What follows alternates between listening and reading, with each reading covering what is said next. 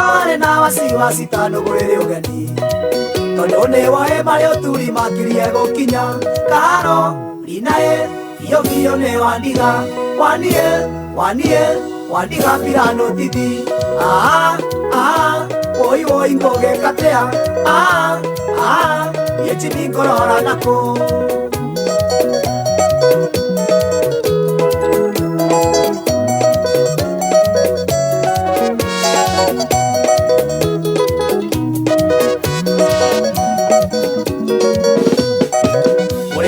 Tona wanyu karo akanitio ni darasa nene muno yageraga mugithi hende mwendenire goikio rũĩ-inĩ ekinaĩ tũkoraithanĩte naho thaa thita cia ũtukũ ikariganĩrwo nĩ haro nditũ ndahũrirwo nĩ ndereba na makanga ona makondagita mũkũyũ kĩrabu moja matũhobanĩirie Masongerero ndakomire wondi ciumia ithatũ karo inae iyo biyo nĩ wandiga pirano titi woi ngoge katea yechini ngorora nako Osoki wa Moserere Ewaonie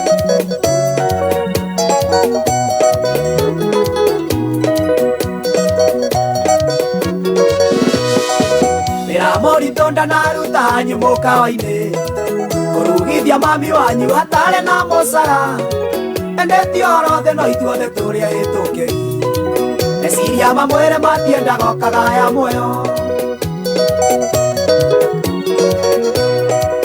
Ngai baba nĩo endire na mũratongi akoro igũrũ ti gwitũ Ngai irie ngoge katea araikane makanjoya mandũ are igũrũ na nigeciria ũhoro wa hikirie ndĩikenero karo inae iyo biyo nĩ wandiga pirano titi woi ngoge katea yechini ngorora nako oi ya ngare ikatoa meri wathokore mu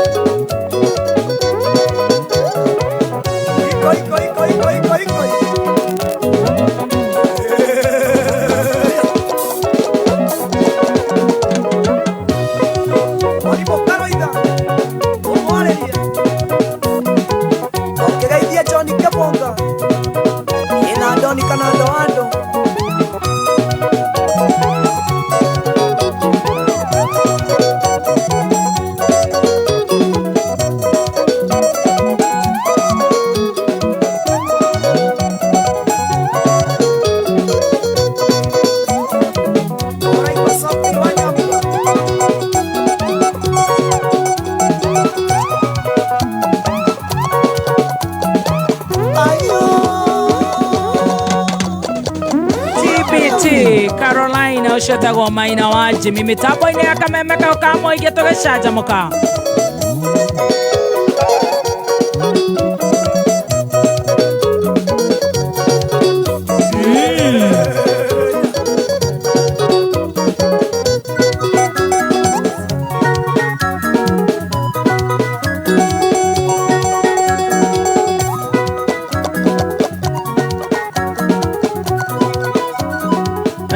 Robo kwagira we mitambo-inĩ ya kameme tũgĩthiĩ na mbere na gũcanjamũka atia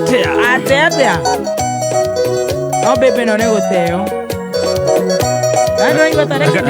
reka tũthi kahora rĩu mũthaka koragwo hana ta thinema kana televishoni ya kwĩrorerwo nĩ arũme ũcio nĩ Baby T njugaga niĩ ndĩ watumarorita nĩkĩma niĩ ngĩona kanio hiki Kisiria wahũrĩire mũkũyũ harĩa ariba ciarĩ bĩa wero ya wendo witũ na wendia nĩkĩo warĩ na wasiwasi tanũgwĩre ũgeni Tondo ne wae mareo turi makirie gokinya Karo inae iyo ne wandiga Wandiga pirano titi Oi ngoge katea Yechini korora nako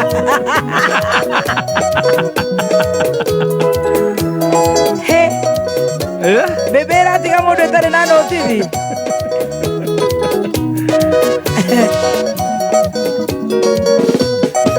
Ore mawito na wanyu karo akanetio Nidarasa nene muno yageraga mugithi Hende mwende nire goikio rũĩ-inĩ ekinai Tũkoraithanĩte nao tha thita cia ũtukũ Ikariganĩrwo nĩ haro nditũ ndahũrirwo Nĩ ndereba na makanga ona makondagita Mũkũyũ kĩrabu moja matũhobanĩirie Macũngĩrĩro ndakomire wondi ciumia ithatũ Karo inaĩ iyo nĩ wandiga Wandiga pirano titi Oi ngoge katea Yechini korora nako Osoki wa mosarere Ewaonie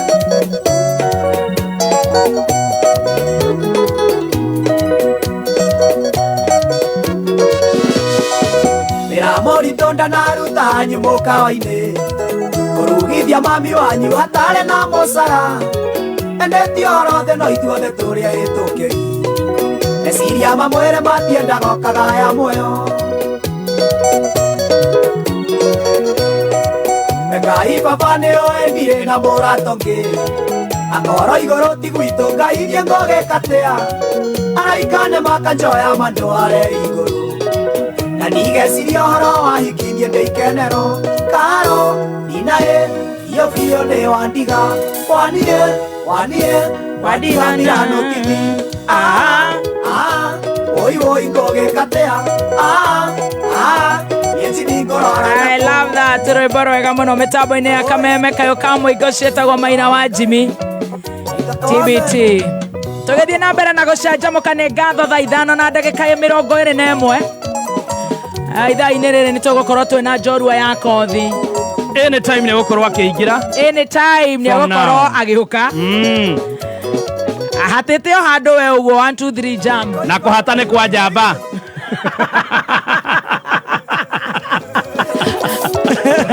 ama ni glue njigua mũndũ anagucia glue ati ona ũngĩtuĩka minister ũrĩiguaga kũgucia ona thĩna wa nguru ĩkaga ũguo ĩhana bangi ĩikaraga mwĩrĩ mĩaka 7 ũngĩhĩa nĩ riũa nĩ ringũkaga mwĩrĩ no menye nguru yatũma mũndũ eke tũmaũndũ kĩ rĩu ũkoraga no ĩgũtwaraga slow motion no ũkorwo ahingire icio ciothe agĩkoma cia nyũmba ndirica na nĩ arakĩtie njiko ĩraringũka rĩu areka tũmaũndũ kahora ũkona agĩthiĩ ũguo akoya cati tondũ akũragio Paul producer atĩrĩrĩ mukuga thaa thita ndamenya nĩ ringũkaga ona mĩhutia atĩrĩ thaa 8 kana nĩ thaa ndigwata maumagĩra thaa 10 no atikĩrĩ ũhoro no agũka tũgĩthiĩ na mbere na gũcanjamũka mũthenya wa ũmũthĩ niĩ njĩtagwo Mũthoni wa Kĩrumba yes na nĩgetwo Chef Gathemba the Kingpin tũkwamba gũtambũra wewe kũrĩa online wewe kũrĩa social media Kameme FM official wewe kũrĩa gwa social media yes let's see you Mary Muthoni mũndũ gwĩtwo Masimburo Love Mbugus arauga I'm addicted to Kameme FM from Nyeri town. Thank you so much. Don't try to take anything remain with the addiction. Na ũgeithĩrie mũthuri wĩtagwo Dan wa Mahio kũu Nyeri eni Jugona wa Jugem Electricals Liz Kamau Kikuyu Innocent wa Nduthia Jabine Perry Kamau Thika Regina wa Mũgũnda Saudia Najran mũndũ gwĩtwo Eric Bakita ndakuona ona he bebe getagwo Ann Maitema Maitima mitambo-inĩ sana always acio nĩ silent listeners arĩa posh. No nikore silent listeners leo posh. Anaweka kakitu tu hapa kwa sikio. To earpods. To earpods. Akaguthikiriria. Na nikuri silent listener mekiraga ufa. Ekera ufa. Thank you so much. Tamudo gwitwo Pose Mbugus. Regina wa Mugonda Saudi. James Mwangiekuria diaspora. Mary Muthoni araiga wadau leo nimetajwa kwa radio. Karibu sana, twakutambua. Twakutambua sana. Mary Muthoni. Pastor Timothy Gashau. Zombe Bison wa Zombe Electricals. Meciragia Ayubu. Benson Ben. Professor Godfrey wa Mangorio. Pastor Timothy Gashau. Na Mangorio ahuraga nginya golf. She's a golfer. He is a golfer. He is a golfer. Na ndireka thina kauga he and she. Ona twe cukuru cia giaga. She's gathemba. I went home and I met my mother. He was studying. A composition. Write a composition about your mother. My mother, he is a good parent. Let me tick for you. Yes. Umenoa, My mother, he is a good parent. When the chicken break leg, she look for a wood and she tie. When the hen is not well, my mother say. When the hen is sleeping, my mother say, this chicken will stay here and it is sick. Let's eat it. The conversation. Kenya High School. Anaema dakiwete atiriri. Dada kuga tulikutana na mama yangu ana kwa ana. Ana kwa ana. Ana kwa ana ni hapa kwa hapa. Face to face. Macho kwa macho. Wakati tulifunga shule. Hiyo ni insha. Wakati tulifunga shule, tulikutana na mama yangu ana kwa ana. Magirona kwandika ana kwa ana. No ni endi anyitaga riri, mwarimu witũ ari muikamba. Githwari kiari kiritu muno. Akiuga ana kwa ana ri, muikamba ndakiuga ana. Augaga hana kwa hana. Ukiandika atia? Tulikutana na mamangu hana kwa hana.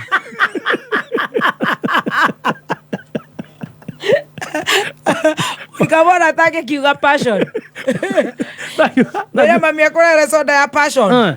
Agothie uge mkono ile soda ya fashion. Fashion. Magaze jega tuweka F. Mama, unasema nini? Fashion. Ile soda ya fashion. Ile ya fashion. Mtoto wangu anapenda fashion. Fashion fruit.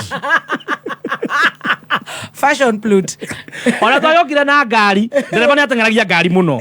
Andu makiambia kunegena. Ero matatu. Umete Kitui. Ni atengeraga muno. Mutumia mwakiraga tondu meria ndereba ati gutengena ndaraigua.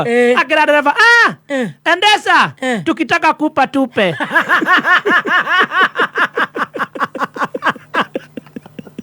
Kupa.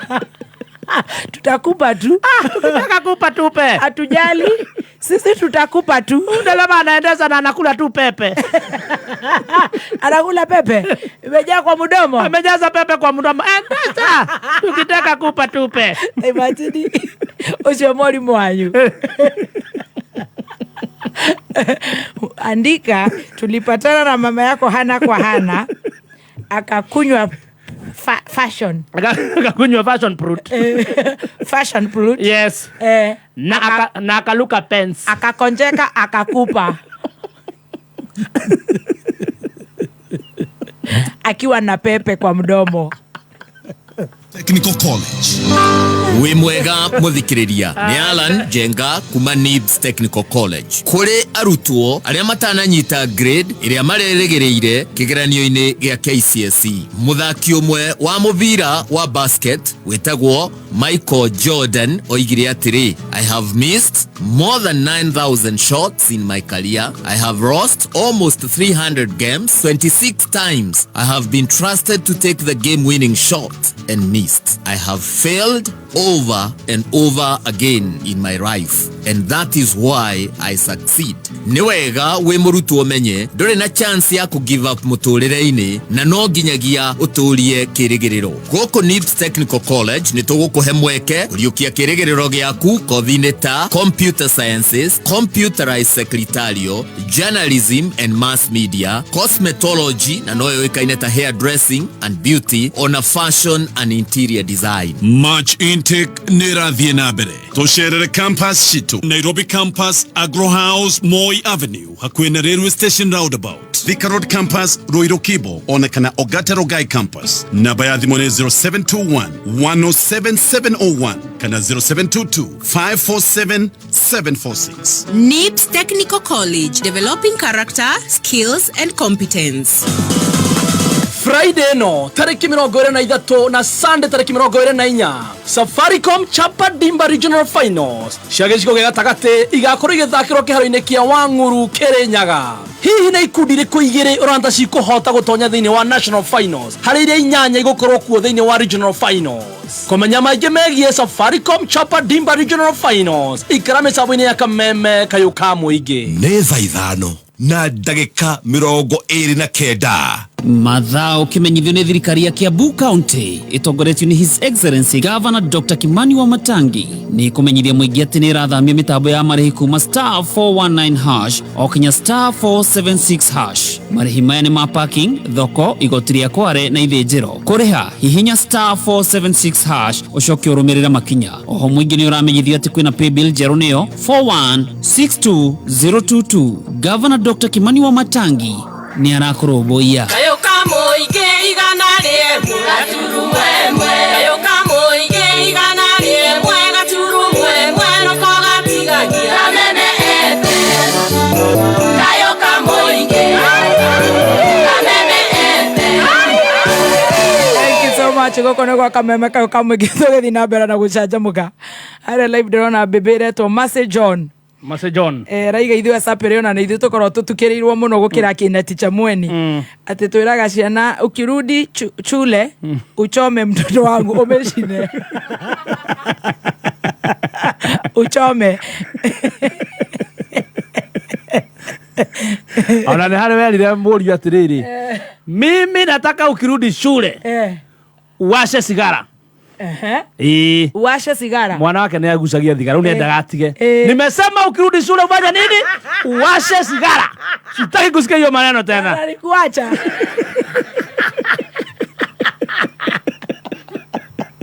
Utanijua. Nimesema nini? Uwashe sigara ukifika hiyo shule. Ufanye nini? Uwashe sigara. Kemwanare. Kamemudia.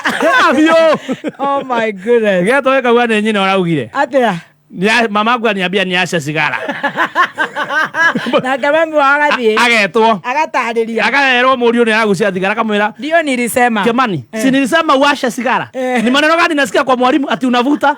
Nilikwambia uwashe. Uliwasha? Mamu niliwasha. Na niliasha moja tu. Etagwo chida ya matamshi na uchome kwa nguvu.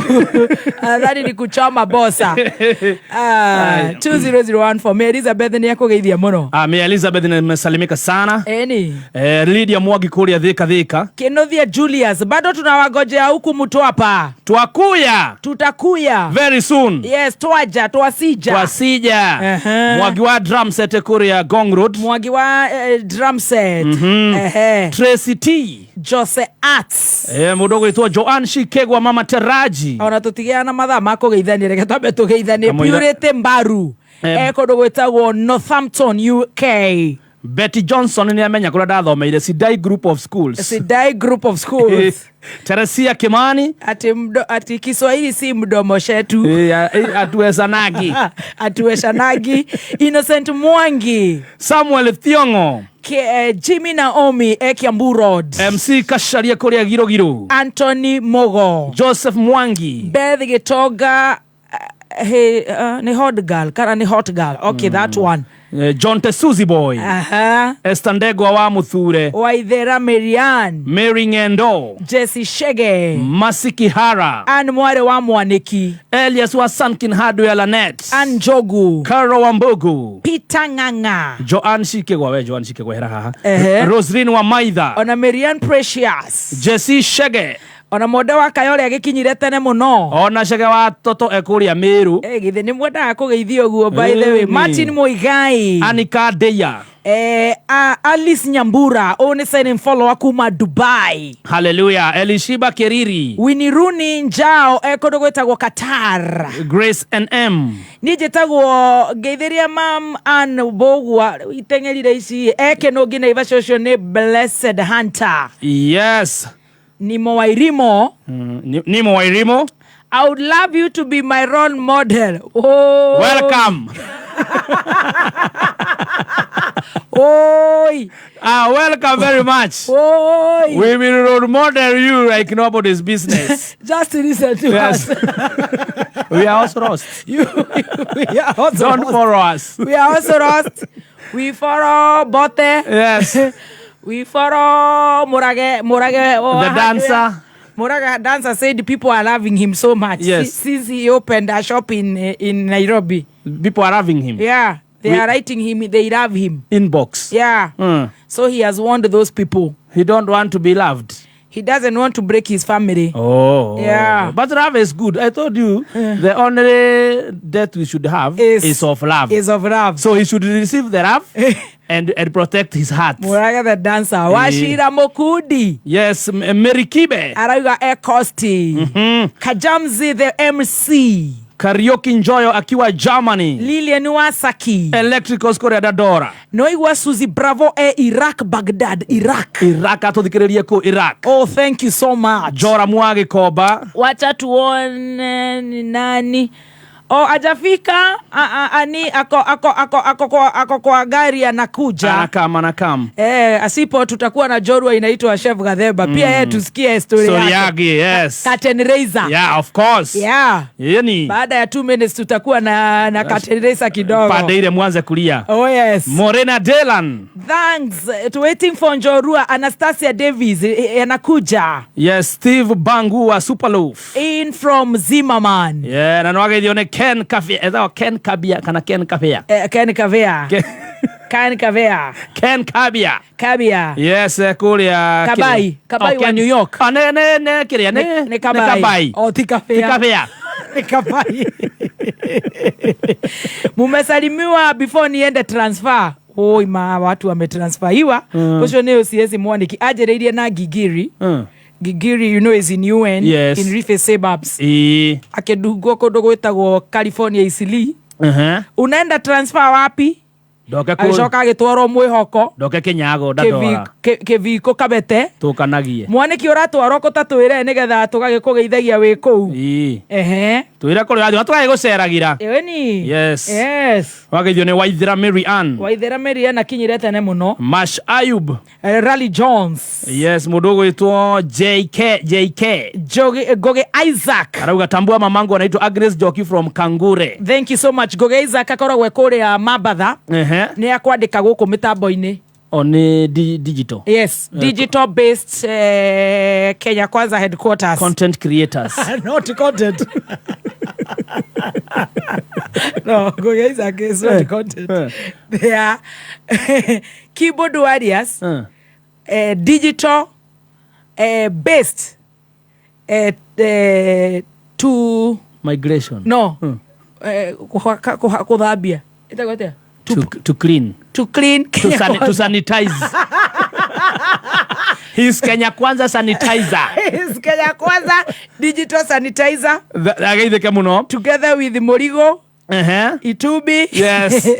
And that all group is listening. And the Dawn. Anko wa Kiambu. Yeah. Thank you very much for your job of sanitizing. When people are so mean, yes, they come and tell and give us hope. Things will be better. They tell us, Ruro has said, it is going to be good. Things will be better, I pray. And they have never seen them with an eye. They have been put under the Ministry of sanitizing. ICT. Media. And media studies. And media studies. They write.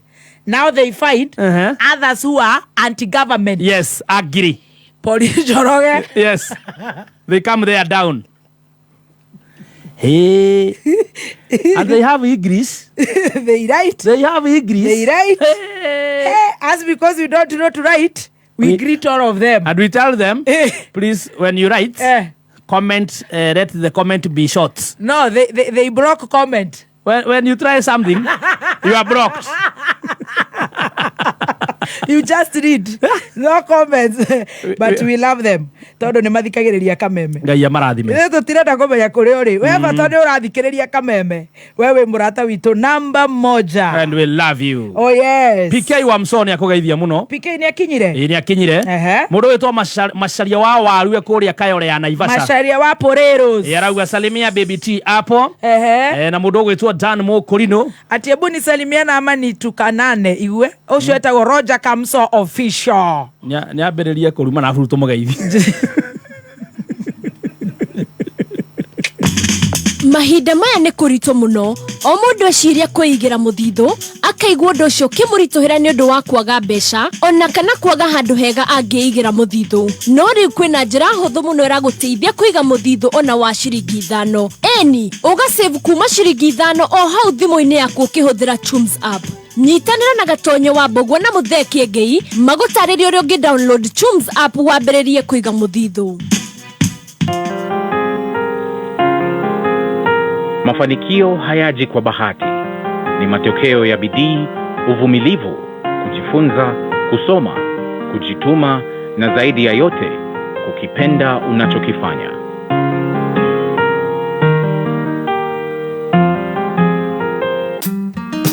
Kupata mafanikio kama skiza tune yako, dial *811 *614#. A chance of the shot! Mwegariko wa kameme kayuka mwige iharo-ini. Na mashte action ya game mashinani no idite na mbere kunyita thinga county ciothe 47 tugathike Compass Kiambu county number 22 mwandiki witũ wa mohoro Zakari kama wa Jogona no ratuĩka nĩ iharo cia county no ya Kiambu. Theka-inĩ ĩrĩa ĩrathaganĩtio kambĩini-inĩ ya kũrũa na njohi thoge na ndawa cia kũhugugia mwena wa Karura Kiamba, athuri a Kiamba ona thengia wa gũkorwo magĩthaka marĩ ũgeni-inĩ maratandũkire timu ĩrĩa ĩrarugũririo ya ACK Karura madukani na goru 4-1. Goru cia Kiamba waze cikĩingĩrio nĩ Victor Bugwa ũrĩa ũraingĩririe cia mahatha na Ronald Kĩongo na Mwangi Sumapi marandĩkithia ĩmwe o mũndũ. Brent Omondi wa timu ya Karura madukani ũrĩa ũronanirie mũthako wa gĩkĩro kĩa igũrũ nĩwe ũraingĩrĩirie timu yake goru ya gũtharia Henoa. Ngĩkũmenyithia ici handũ-inĩ ha mathako mbĩtĩka icagi-inĩ ndĩ kaunti-inĩ ya Kiambu njĩtagwo Zakari Kamau wa Jogona. Tukiinamia Compass dirisha-inĩ ya thogore wa athaki mũbira-inĩ wa magũrũ kĩrabu kĩa Manchester City kĩrĩ gangari kũrekereria mũthaki wa ithagu wa Ngeretha Jack Grealish wa mĩaka 28 itemi-inĩ rĩao rĩa kũngania mbeca cia thogore wa kũhũra njeki squad yao. Nĩkĩo kĩrabu kĩa Arsenal gĩgathiĩ na mbere gũitĩra mata mũgemi kabeca wa bao wa kĩrabu gĩa Sporting Lisbon rigi-inĩ ya Portugal arĩo njamba nditũ ya Sweden Victor Gyökeres wa mĩaka 25. Shirafu cia Tottenham, Chelsea, West Ham igathii na mbere kubuthura thairi ya muhanyi wa bao wa Ngeretha Ivan Toney wa mĩaka 28 rĩrĩa ratungatĩra kĩrabu kĩa Brentford rigi-inĩ ya Ngeretha. Nake mũgemi kabeca wa bao wa timu ya Jerumani Timo Werner wa mĩaka 28 arenda kĩrabu gĩa Tottenham kũmwandĩkithia na kandarathi ya ũtũũro atige gũtuĩka wa gũkomborwo kuma kĩrabu-inĩ kĩa rigi ya Jerumani RB Leipzig. Ũguo nĩguo athaki marathiĩ na mbere gũthogoranwo kĩvumbi cha tifuka atentamente mzima muthoni wa enaina waiguana wa enaina tiko inaina kĩmathako kameme kayuka mwigi tutioyaga mathako na ithako. The Jurassic again didn't get there this time and he's punished. Kameme kayuka mwigi tukigacirithia ndugu itu ona muno makĩria na rĩu no twamũkĩre wega kagema 92.3 FM Kameme kayo kayoka moinge. Simply the best.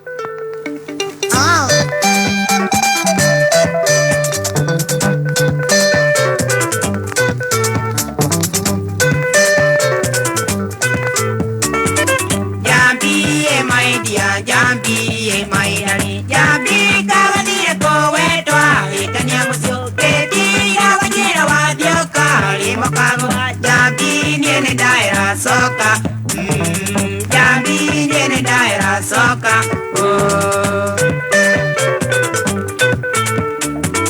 Jambi, Akwa, Soka, Akwa, Soka, Jambi, my dear Jambi, oh, Jambi, my dear Jambi, oh.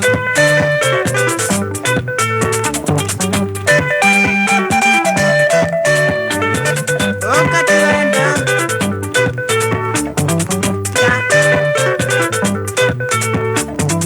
Jambi, my honey, Jambi, my dear. Hey, oh, the woman, Danny, where I get nothing. Twaria tomarakara soka, twaria tomarakara soka.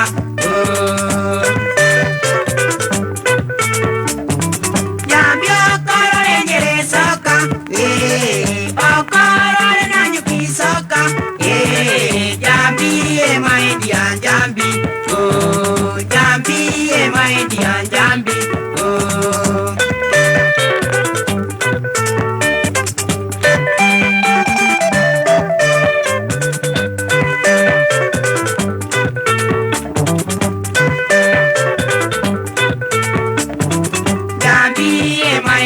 Jambi, my honey, ile wasoka kwa aciari, magikuingata na vyokia magorokera, ora kuretoi, okoro linaivasa soka, okoro linaiku soka,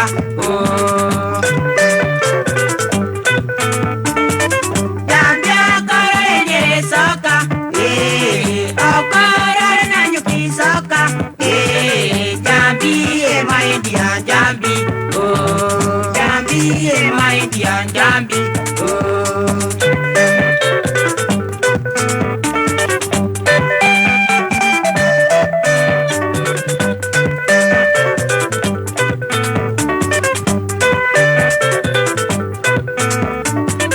Nainyara tanda mulia woi, mudele dia, ne mai tu mokwe wafu, ingana nudu wagai rojaro miende, aciari bata wamwana kabengo janjera, ona korona rudwanjera,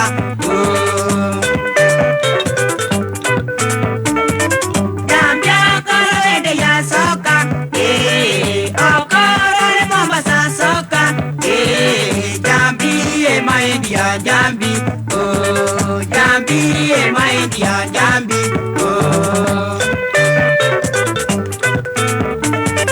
Okoro ekabengo ya soka, hata ikiwa ni Mombasa.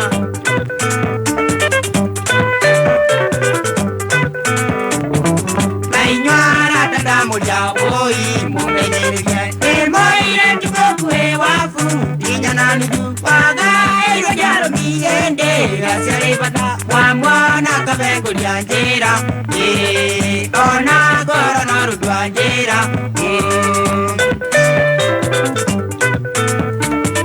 Jambi okoro ende ya soka, okoro le Mombasa soka, Jambi my dear Jambi, oh Jambi my dear Jambi, oh.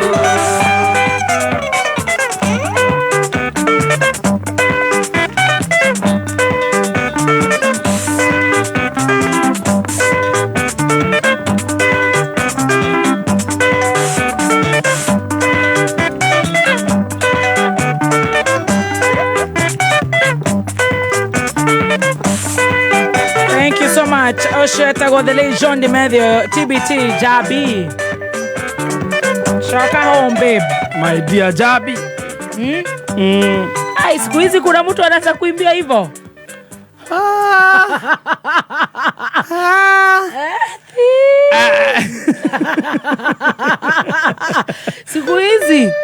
I think ukigeuza the situation Biti nadhani walikuwa very lucky. Yeah, they used to love one another. And these days thiko ici ukiuga ugu atene guthii ri ukiurireria ri ni aikanirie wira gwa kwina mundu ungi ni neighbor na hindi ona gwitwo gwitwa ni kura ndathie nduma serious ugithito kira horagirwo ni mutumia ungi akwira haiya hai tata wanywe guku ndona mefuto menene ecurĩtio nginya rũgiri-inĩ no rĩu mũretu ũguo nĩkĩ atĩ kora ndekanire ndakĩona kwĩna mũndũ ũngĩ he mũtumia ũroneka kũu mũtungu he mũtumia ũroneka mũtungu gũkĩra kora kĩandĩkire na nĩ neighbor kora kĩandĩkire mũndũ mũthaka atĩa arĩ mokabira na araruga na binyo arugĩra thamaki nja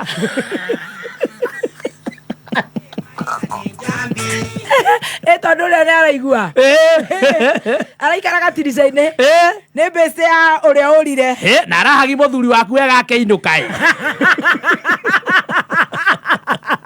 araramũkĩra nginya kĩhingo-inĩ agĩthi wĩra kaĩ mũramũrĩha atĩa na kana koranĩkire mũtumia mũthaka wĩna kana na nĩ kahana mũthuri guo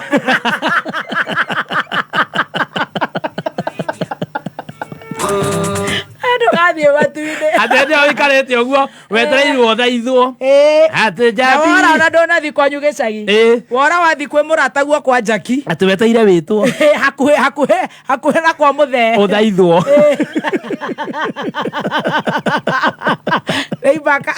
Ibaka ũrathimwo. Hello, aya, wagare. Reverse call. Because I'm calling a reverse call. If you pick this, you'll be cut from your airtime. Dial 1. Okona oe.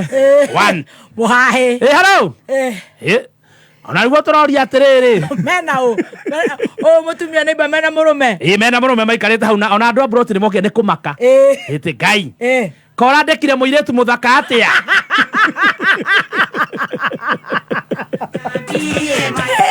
endaga gũgathiĩ ũguo tamaka ndarĩ karorothiũ tamaka arabu araruga irio na binyo ararugĩra thamaki nja arabu nyũmba ĩkĩrĩte kanungu tondũ nyandundo ahũra nguo ciothe na thambia nyũmba hĩndĩ ĩyo ũũrĩte ndekaga ũguo akorwo na mamabua na rũcinĩ tuonire akinyia mũthuri waku ngĩti-inĩ amũhĩmbĩria kaĩ mũramũrĩha atĩa kaĩ mũramũrĩha akaigua atĩrĩrĩ ũrainũka ũraumagaria nginya mũthuri kaĩ arĩhwo kĩ na nĩ mũthaka koguo nĩ agatuĩka nĩ mũthaka gũkĩra mama ĩno yũrĩte nena kahĩ ena kana kanini ga kahĩ karetwo Mangara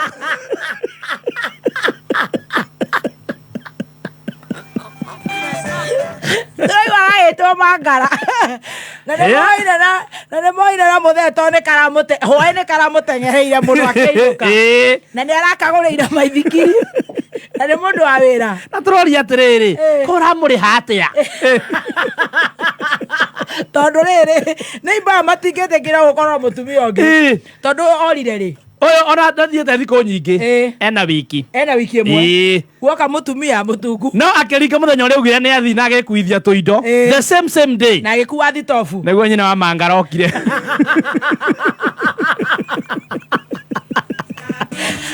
aka araruga thamaki hau nja eyohete cuka imagine na baika thĩiniĩ na ekĩrĩte nyandundo nĩruo araina gũkũ akahora gũkũ ona tũroria atĩrĩrĩ ndũkĩre mũthuri waku amwĩre atige kũrugĩra nja to mũthuri waku arĩ hau kaũndũ aramũrora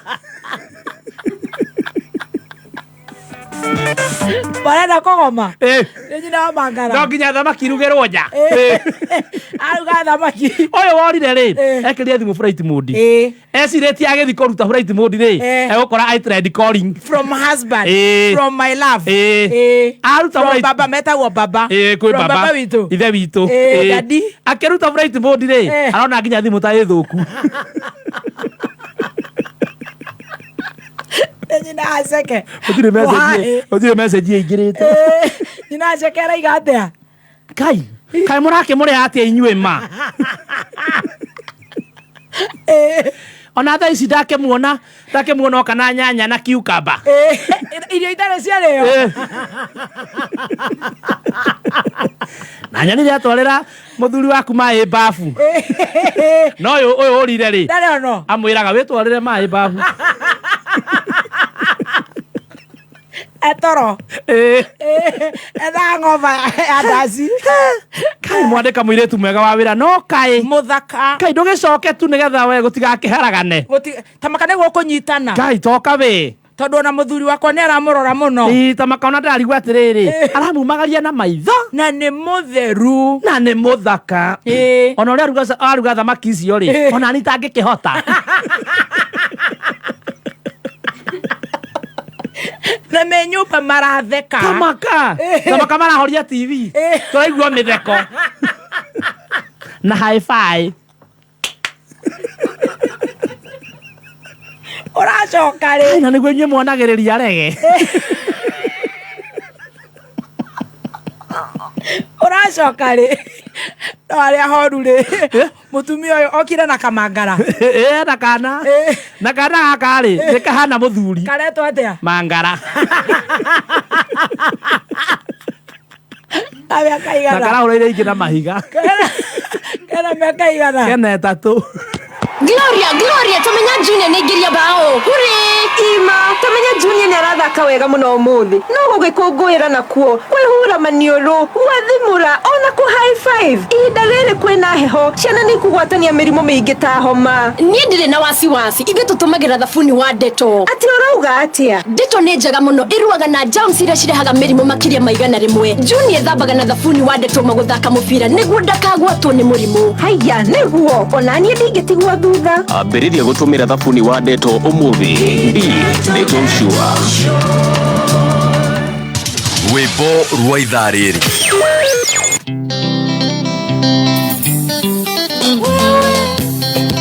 Joyce wa mama. Prof Karash. Ojoke. Kafo gwatare wito ama mongere wito ndinge koigia switi. Mwathani arogocwo kwaga gutuika witũ gwatũmwo tuĩke wakwa. Kaba gwaitare hanyu karacingĩre hanyu ndingĩiguaga to gũcucĩka nĩ wenda kwaga gũtuĩka wanyu gwatũma nduĩke waku. Wa mama ũraigua atĩa? Ndĩraigua ndĩ Zayuni kũndũ kwĩna raika warekia gũgwate no ngũthiĩ kwĩra maitũ Karaci ũraigua atĩa? Ndĩraigua ta ngiuga mbu no uge kĩũni warekia gũgwete no ngũthiĩ kwĩra baba. Koimbũri wa Juja wĩra nĩ wĩra geithĩria Moses Kuria njamba ya rũrĩrĩ.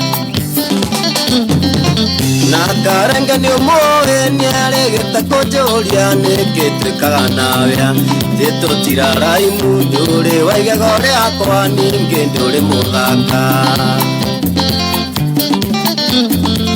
Jude maina njerira na ici nĩcitonawe Joyce nĩ ũtete bau mũirĩtu mwega tawe ngongĩciarĩra mũndũ ciana ihana mũgambe. Wa mama ũraigua atĩa? Ndĩraigua ndĩ Zayuni kũndũ kwĩna raika warekia gũgwete no ngũthiĩ kwĩra maitũ Karaci ũraigua atĩa? Ndĩraigua ta ngiuga mbu no uge kĩũni warekia gũgwete no ngũthiĩ kwĩra baba.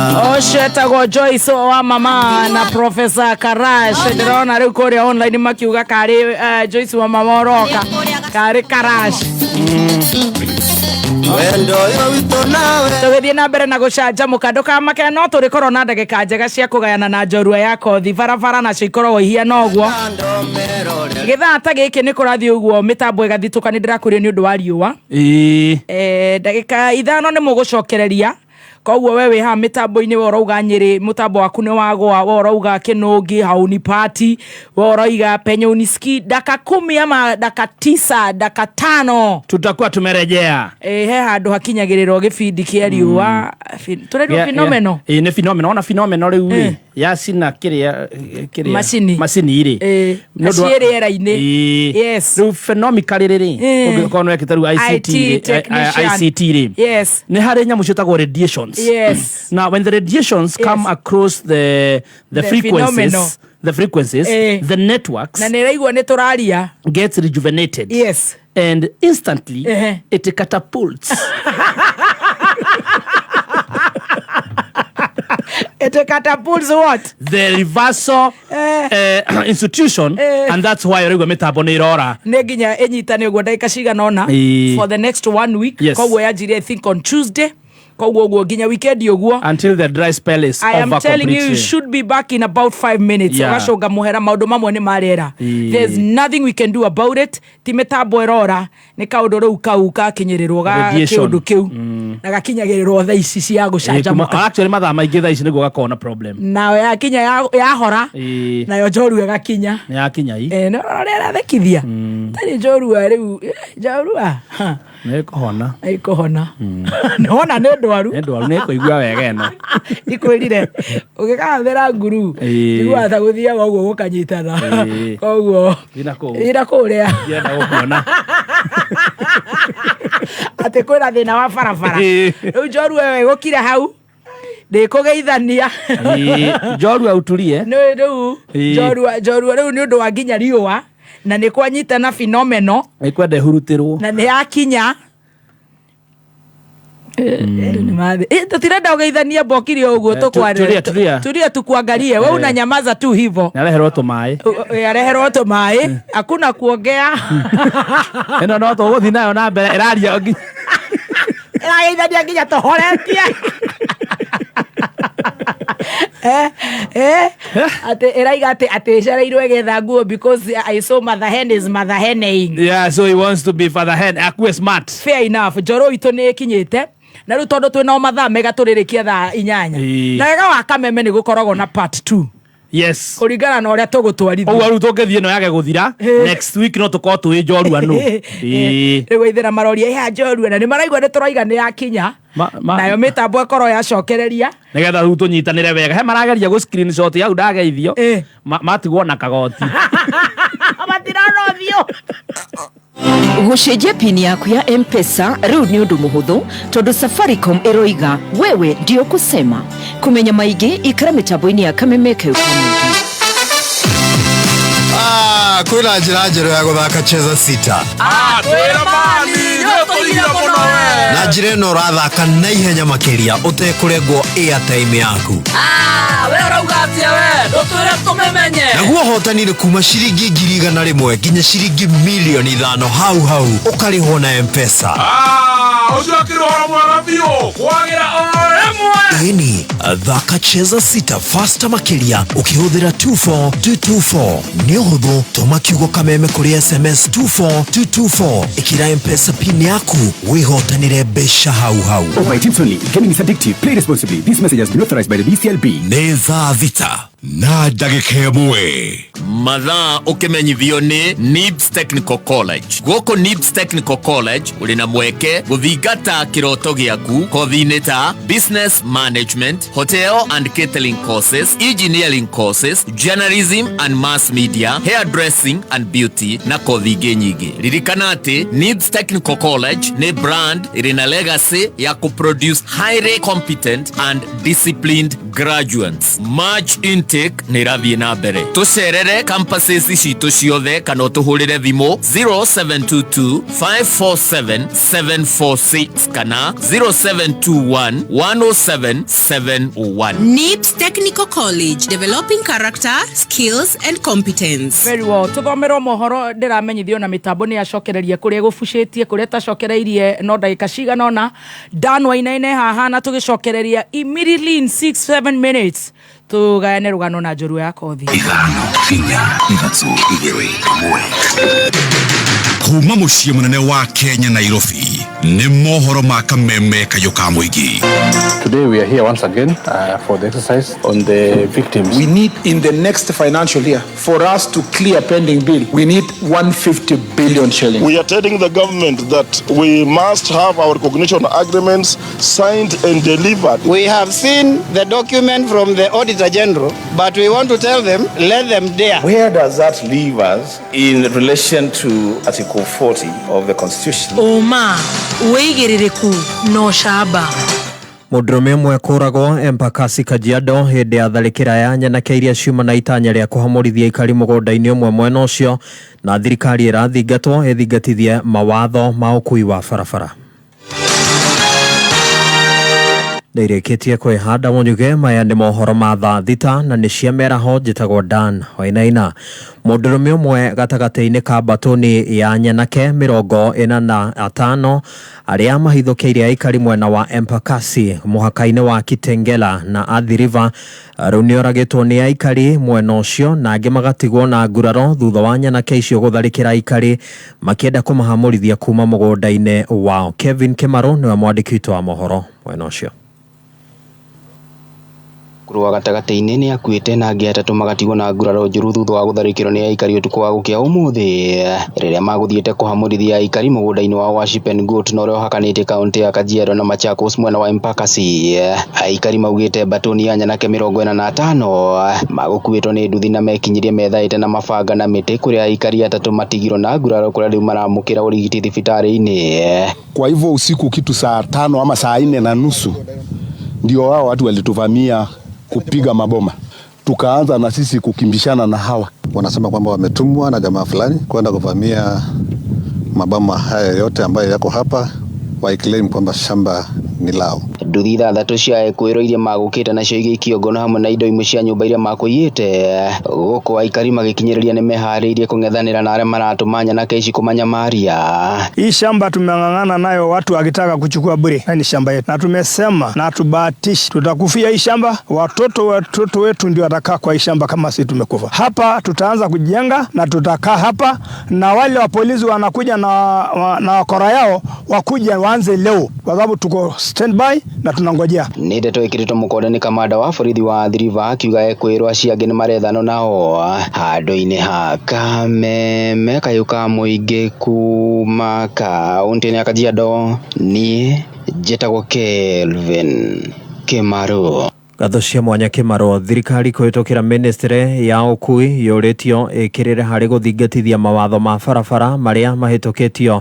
kana marĩa mahĩtũkirio hĩndĩ ya minister wa tene wa ũkui mũtigaire John Michuke nĩguo kũnyihia mĩtino ĩrĩa yongererekete na mithi gũkũ bũrũri-inĩ. Zakari Kamau wa Njũgũna harĩ na riboti ĩno. Ministry ya ũkui bũrũri-inĩ ĩbatiĩ gũkuithio mũrigo na ĩcokie ciũria ciĩgiĩ kuongerereka kwa mĩtino bũrũri-inĩ.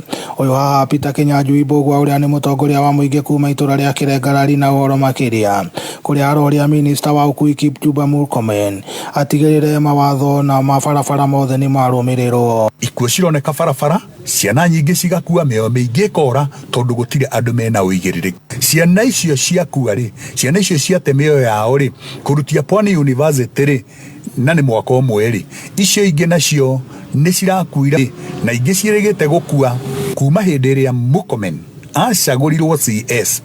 Ndarĩ ahota ku enforce mawatho marĩa mekĩrĩtwo nĩ Michuki, na president nĩwe wabangire aruti ake a wĩra cabinet secretary nĩoĩ ũrĩa aheire wĩra wa barabara wa transport ena ũigĩrĩrĩki kana ena capacity ya kũhota kũruta wĩra ũcio.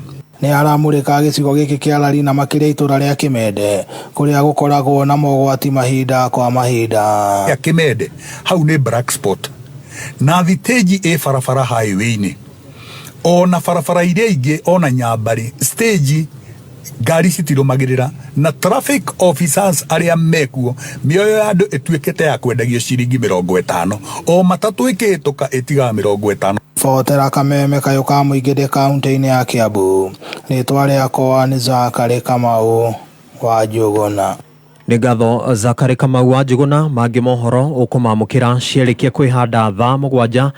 Njĩtagwo Dan Wainaina. Ũma, wĩigĩrĩrĩku no shaba nĩ mohoro kuma Kameme kayo ka mũingĩ. Ũngĩkorwo wĩ na ũndũ ũngĩenda kũmenyithia metha itũ ya mohoro, hũra thimũ namba 0704 111 555.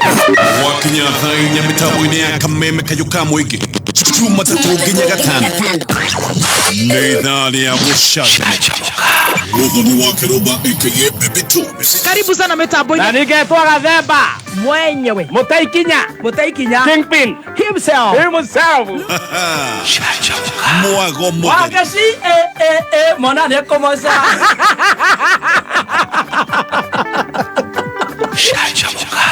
I brought you a smaller one of a cow, and it is pregnant. I told my grandfather, slaughter it and eat it. My grandfather is alive. Shajamoka. Jumatatu nginya Gatano mitambo-inĩ ya Kameme kayo ka mũingĩ. Kameme FM.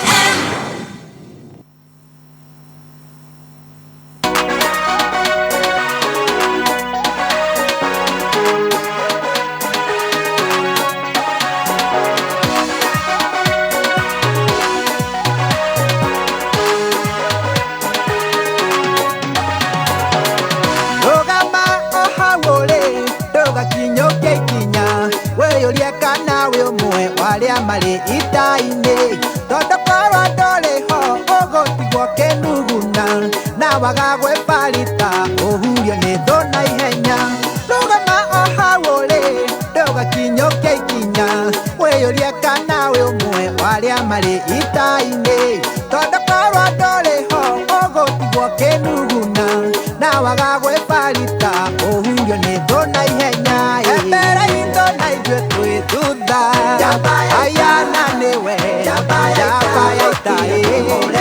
Thank you so much. Goko nĩ gwa Kameme kayo ka mũingĩ tũgĩthiĩ na mbere na gũcanjamũka nĩ ngatho nĩ njũĩ nĩ wetereire njorua ya kothi na ndakwĩra na nĩ ngũkũhe kĩndũ gĩtagwo promise tũngĩaga gũkorwo tũkĩrĩkĩrĩria rũgano rwa njorua itũ mũthenya wa ũmũthĩ nĩ tũgũthiĩ na part 2 no nginya tũgĩe na part 2 ona no akorwo nĩwe wa mbere gũkagĩa part 3 na nĩ ngũkwĩrĩte he's a young Kenyan. Yes, he's a young man. I can see. Na nĩ ũndũ woguo nĩ twendaga nĩgetha most of our young brothers and sisters. Yes. Unaenda unapata andũ acio nĩ marathiĩ ũguo magakua ngoro. Nginya angĩ makambia gũ contemplate kwĩruta muoyo. Rĩu nĩ ndĩraroraga ngabuatĩrĩra tũmaũndũ tũtũ twa the late Brian Shira.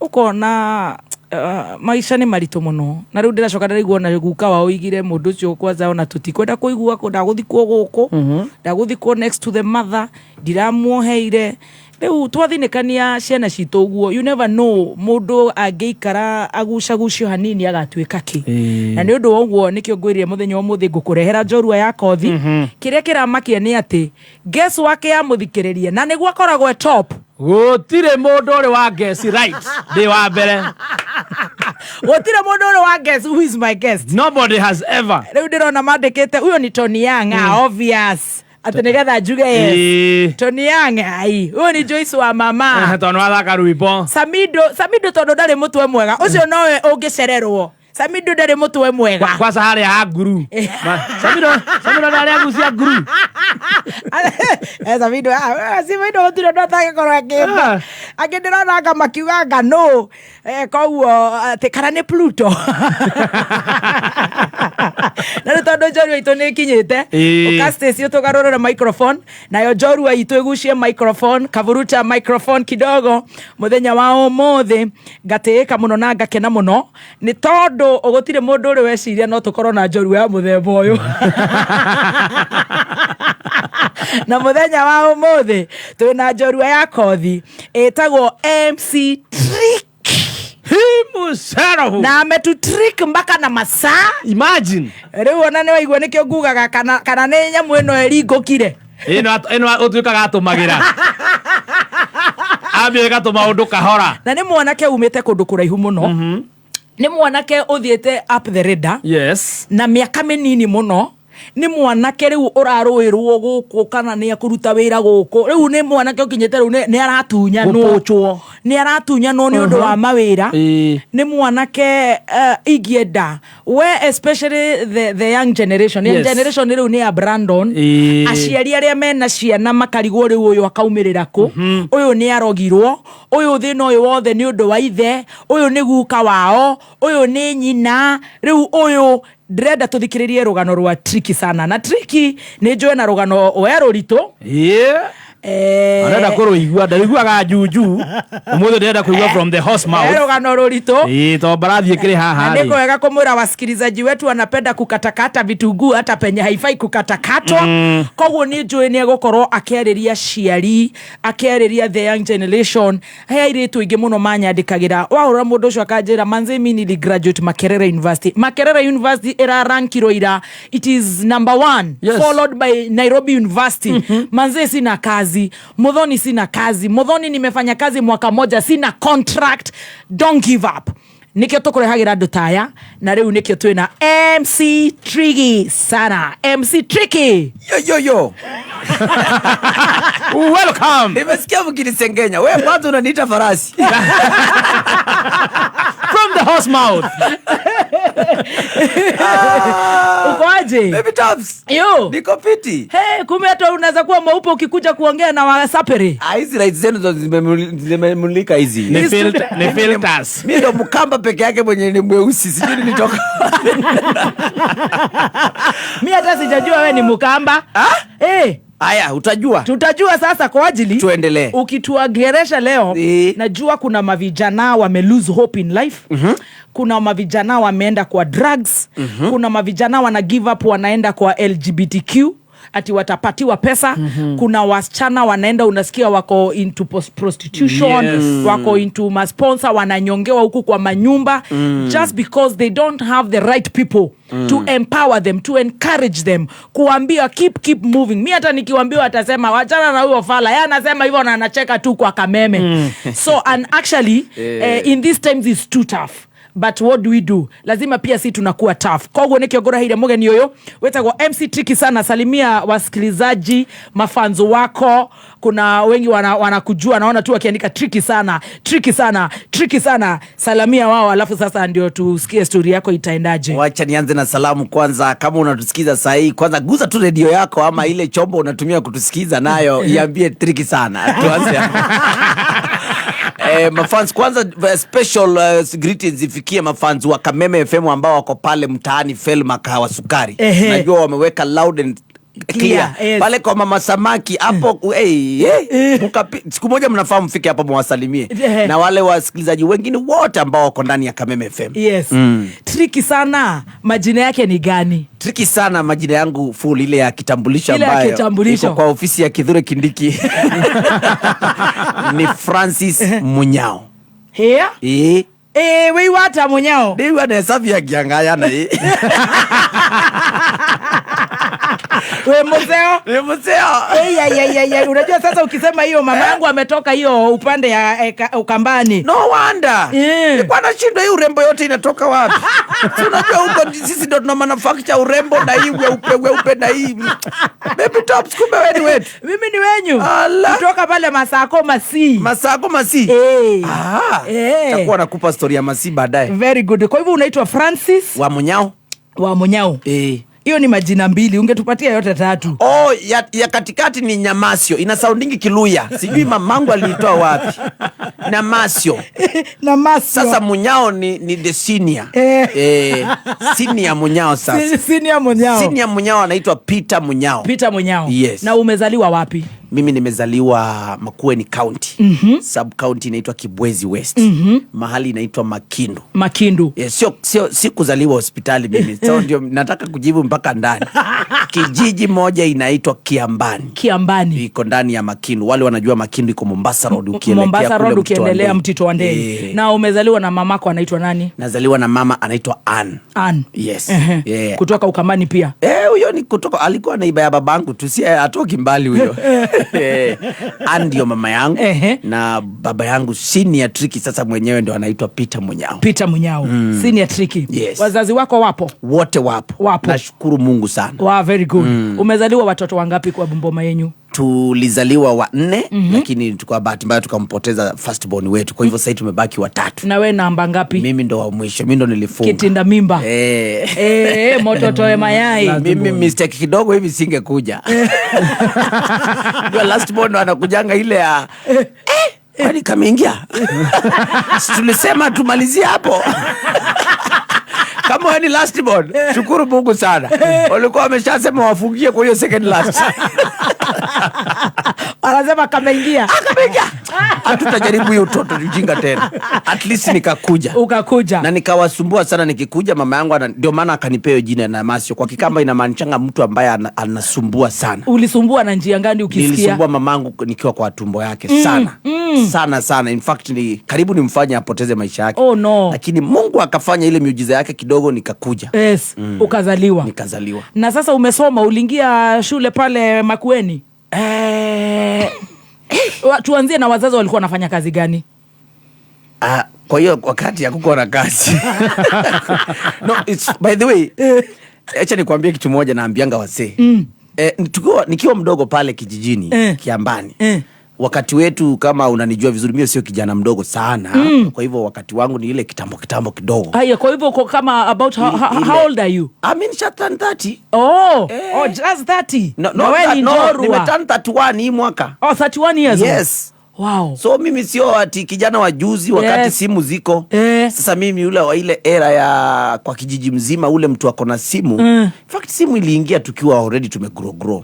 Anyway, nikaenda shule ya hapo nje ya nyumba. So wazazi hakuna kazi wanafanya, ni kulima maembe, mudhoko hii? Both my parents hakuna mmoja mwenye aliwahi pata kazi official ama mwenye akona profession yenye. Unajua ile profession ya mwalimu, sijui daktari, sijui mashamba tu. Wote walikuwa kwa shamba, na si unajua kwetu.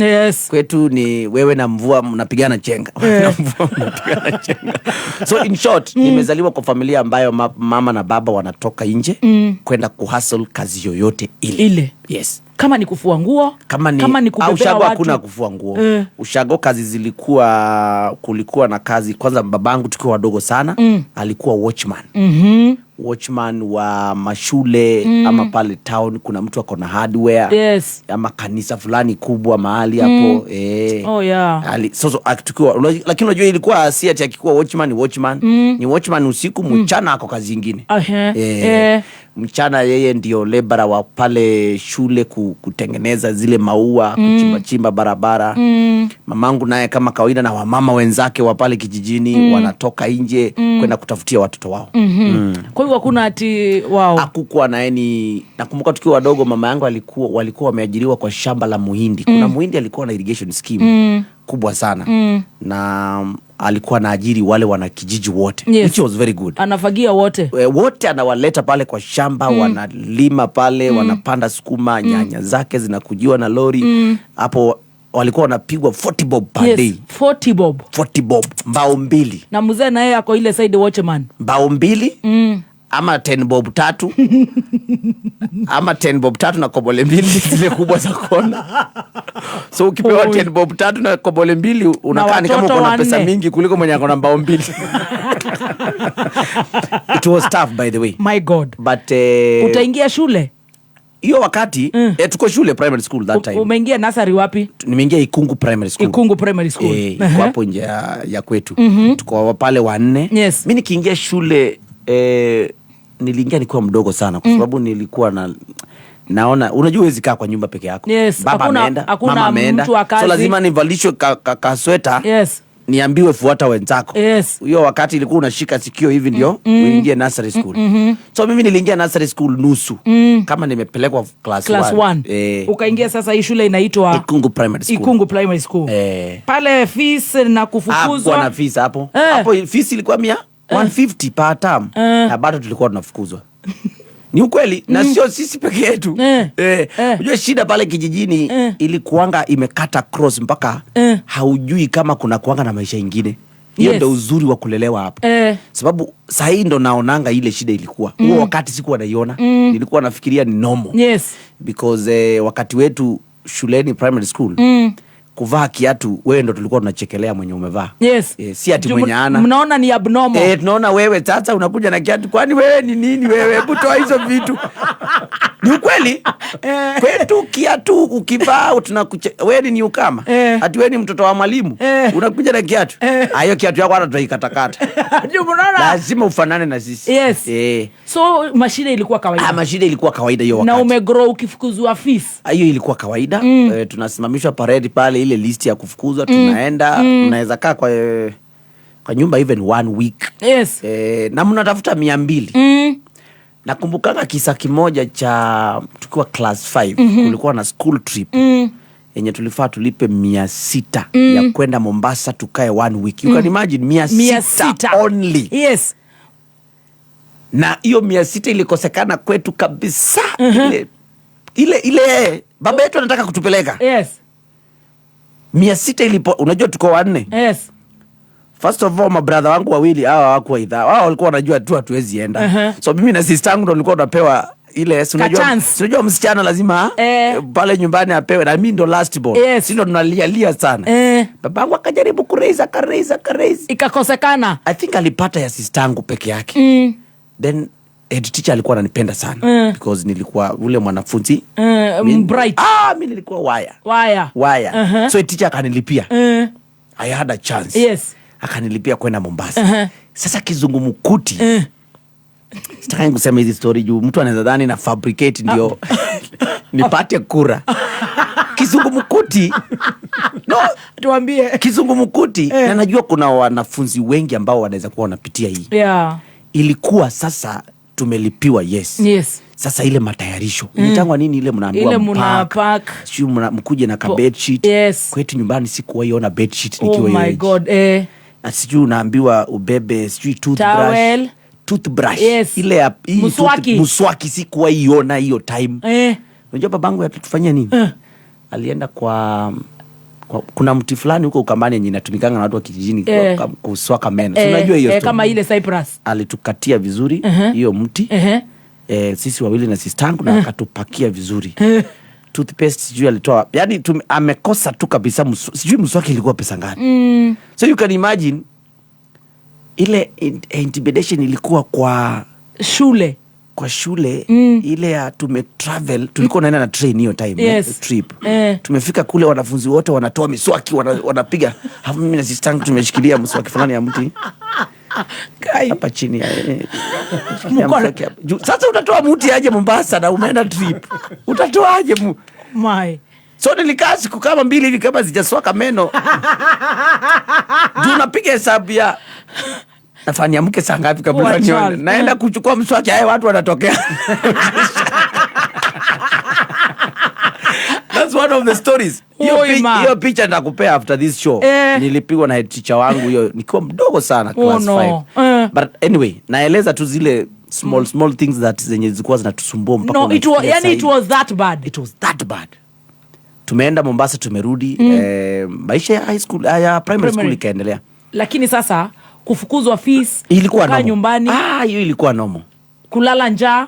Sasa wewe kulala njaa hiyo ni kitu. Na ni Ukambani kwanza. Kulala njaa ilikuwa nitasemaje? Ilikuwa kitu ya kawaida. Na sio kwetu peke yake. In fact nilikuwa naangalia wakati we were even better off than other people. Ati sasa mko sawa, nyinyi mko sawa. Sisi tulikuwa hatukuwa sawa. Tulikuwa in a scale of 5. Sisi tulikuwa 2 out of 5. So kulikuwa watu wenye not 2 out of 5, 3 out of 5. Kuna watu walikuwa 5 out of 5. Oh my. At least nyinyi mnapata 3.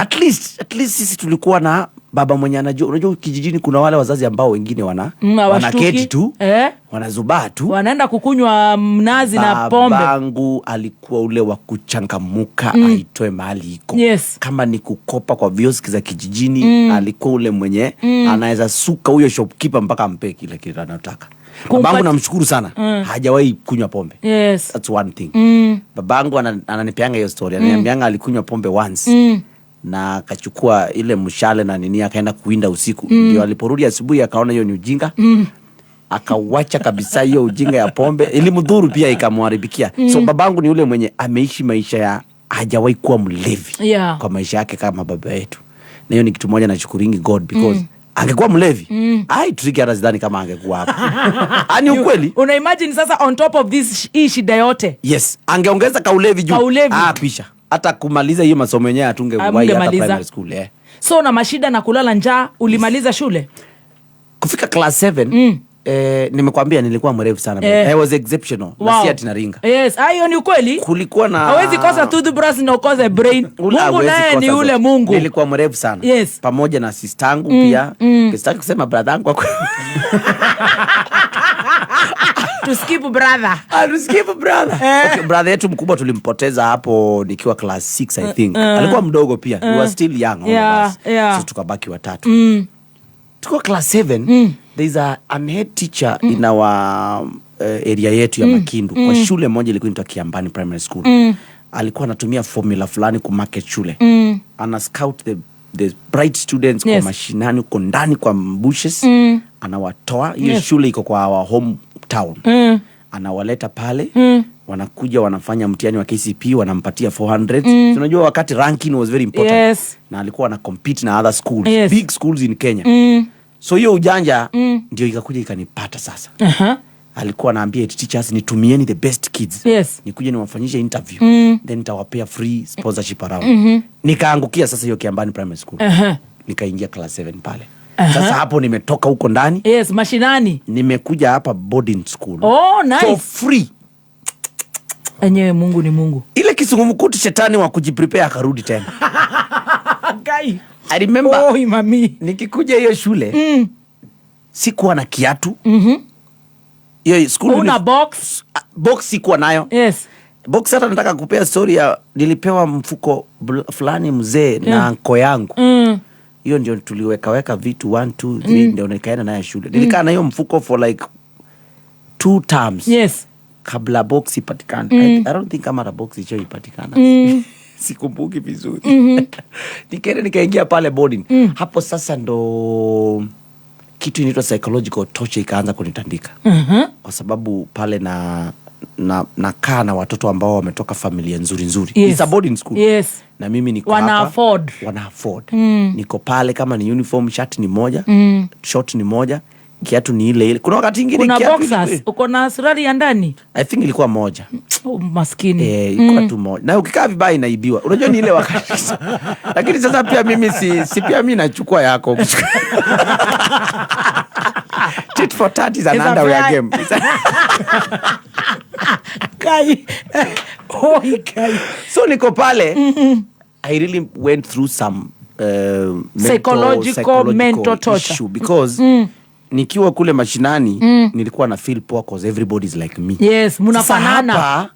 Pale ukiwa mashinani ni kama jela. Nyinyi wote mko huko. Tuko sawa. Sasa umeingia pale. Wanafunzi wako na kakitu. Sijui huyu amekona uniform, anavaa vizuri, akona mafuta ya kujipaka. Mimi niko hapa nimeparara, niko katikati yao. Walimu wengine hawanielewi, hawajui nimeingia hiyo shule aje. So wanafikiria mimi ni kuna wale watoto wenye hukuwa kama naita mbitia. Wale watoto wenye tolimo. Ndio hizo.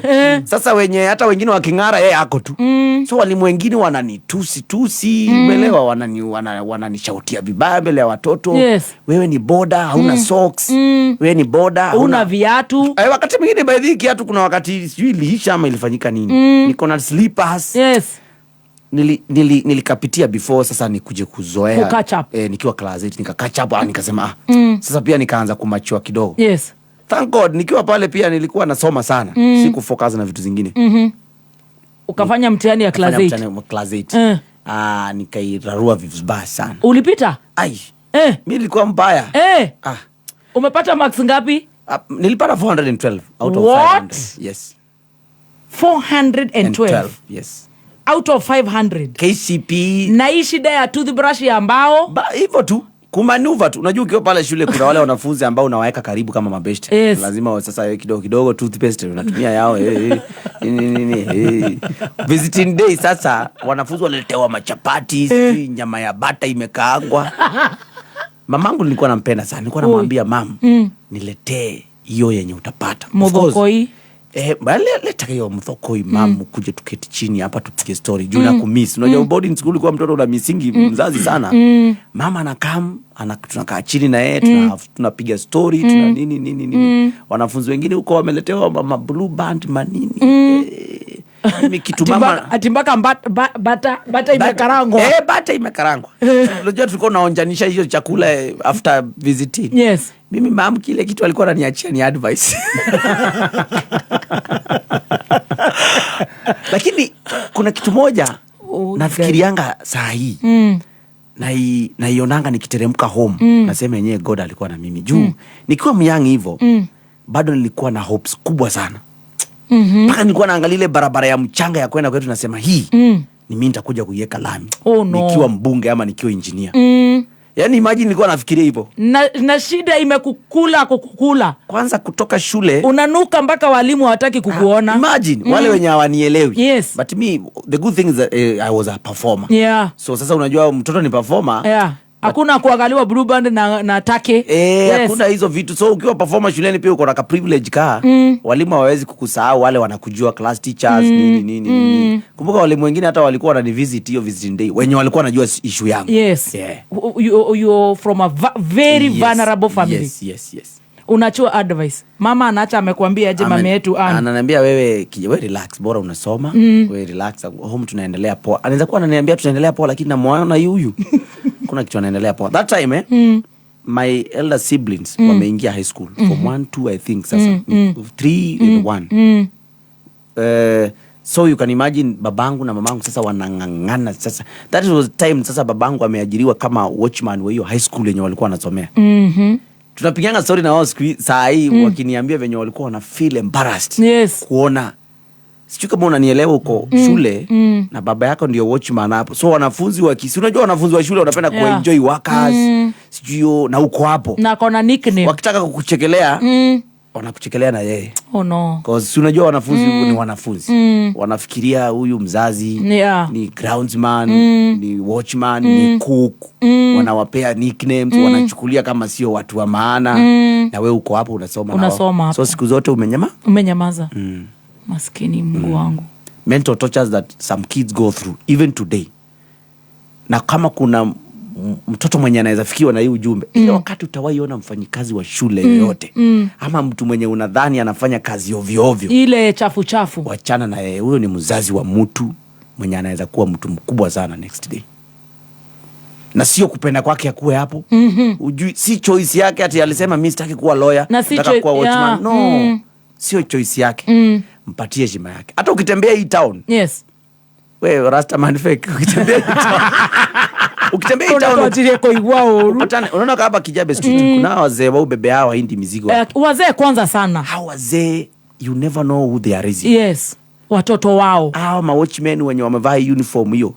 Ukifika mahali kwa building hata akikuongelesha vibaya wachana na yeye. Wewe sijua nini anapitia. Yeah. Mpatie heshima yake. Huyo ni baba ya huyu kijana kwa hapa tricky sana. Yes. Huyo ni baba ya Peter Selassie next. Yes. Huyo ni baba ya MP Jalango next. Yes. Huyo ni baba ya I don't know kama unaniget. Nashika. Those people who are coming from. Huyo ni baba ya Churchill, huyo ni baba ya Ngoni wa Dhoita. Thank you. Wachana na yeye. Wachana na yeye kabisa. You never know ni nini limpatisha especially those people who are still hustling. Yes. Wachana wale wazazi wameketi wame lose hope. No. Especially wale hawaja lose hope. Yes. Wenye wanaenda kwa barabara kufua manguo, kuuza mayai, wana grind. Ndio hiyo sasa. Wanalea hawa watoto. Wape heshima yao. Tricky. Umemaliza, umepita 412 marks. Yes. Utaingia high school na sasa baba ndio huyu sasa. Wakati nilikuwa pale burden inakaa sijui nikiwa pale primary school already nilikuwa nishajua babangu hawezi afford school fees because kama sistangu wao ni kama walikuwa nitasemaje, ni kama walikuwa wanasomea nyumbani wakitumwa fees shuleni. Sio kama unanielewa. Because the time most of the time wako nyumbani. Thank you. So wao walikuwa tu home. Ndio maana nasema mtu kama brother yangu alikuwa asha give up. Na si eti ilikuwa ubaya but sitaki. Hivyo ndivyo kuko. Paka akaanza kutuambia acha nisiwasumbue. Acha niende nipige mamboka zangu huku nje tu. But budangu anamwambia hapana, wewe turudi tu. Yes. Turudi tu kai hiyo 1 week mpaka umalize form 4. Yes. Mimi nikiwa class 8 ama 7 nilikuwa nishajua hapa hakuna, so tulikuwa tusha have conversation na huyo school teacher ya kulikuwa na hiyo time program ya wanafunzi kuchukuliwa Starehe Boys. Unakumbuka hiyo time? Yes. Starehe Boys were getting so many kids for free. Yes. Wakati wa alikuwa anaitwa Dr. nani huyo mzungu before aende. So that time guess nilimiss Starehe Boys na how many marks? 3 marks. Juu alikuwa anataka 450. Mpaka nakumbukanga hiyo question ilifanya ni hate Starehe. Ilikuwa ya question ya science, nilifuta correct answer nikachange. Nikaeka Sini shetani. Sitawahi sahau hiyo swali mpaka leo. Swali ilikuwa inasema you are in a lorry na uko na coin kwa mkono. Lorry inaenda. Kitupa hiyo coin itaanguka wapi? Ilikuwa swali ya inertia. Sitawahi sahau hiyo swali peke yake ilifanya nianguke sana. Usomeshwe bure. Sasa nakumbuka tukiendea hizo. Mamuthini afuata wone mathina agatigirirwo kioro. Ukatoa the correct answer, nikaweka wrong one. So venye results zilitokea niko na 412. Starehe Boys naona wamesema pass mark ni 415. Yeah. I had friends, but one of the 2 friends wali manage wa kijiji yangu. Mwingine alikuwa competing school, yes. Karimwailu. Karimwailu is a very big school. Ilitoa the best kid last 2 years I think. Walienda Starehe wao. Mmoja alikuwa na 418, mwingine 422 I think. So that time nikiwa mdogo nimemiss. Nilitandikwa na mentor. Sitaki kusema nilifikiria vitu mbaya. Okay, si kufikiria hiyo direction nataka kufikiria. But I really hated myself as a kid. Mpaka nililia sana by the way. I cried a lot. Pale nyumbani nalia sana. Sili juu nimeanguka, nalia juu nimemiss hiyo opportunity. Yes. Ya kusoma free. Yes. Si kusoma high school. Ni kusoma free. Juu hauna hope. There's no hope. So the next struggle ikaanza. Kutafuta shule.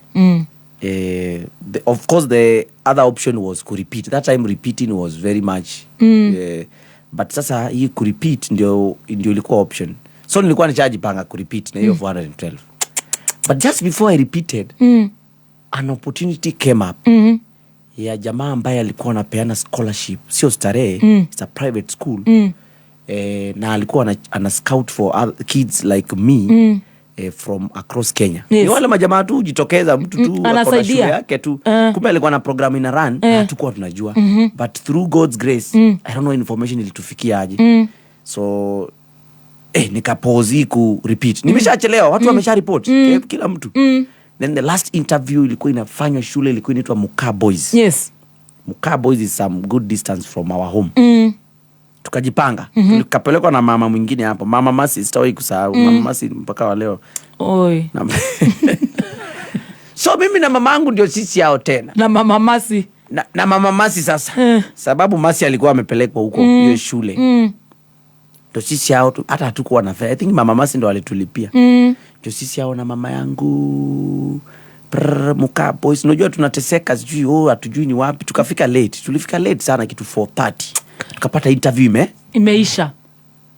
Kupata imeisha. Madhe alikuwa emotional sana by the way hizo vitu. Madhe yangu ni emotional mpaka wa leo. Mamangu anaenda huko nyuma ya buildings kusob. Madhe ni nini unalia wewe? Nikachukua hizo results yangu. Nika walk into that office. Walikuwa majamaa yangu walikuwa wanafanyisha interview. By the way walikuwa form 4 leavers wa hiyo shule, walikuwa wanatumwa kwenda kuangalia these kids. Nikafika pale nikawaambia majamaa mnajua ni aje mimi naitwa hivi na hivi. Nilikuwa mdogo na hizi ndo marks zangu za KCP na nipatieni hiyo exam sahi. Mtaimaliza within 5 minutes before muache hii basi muende.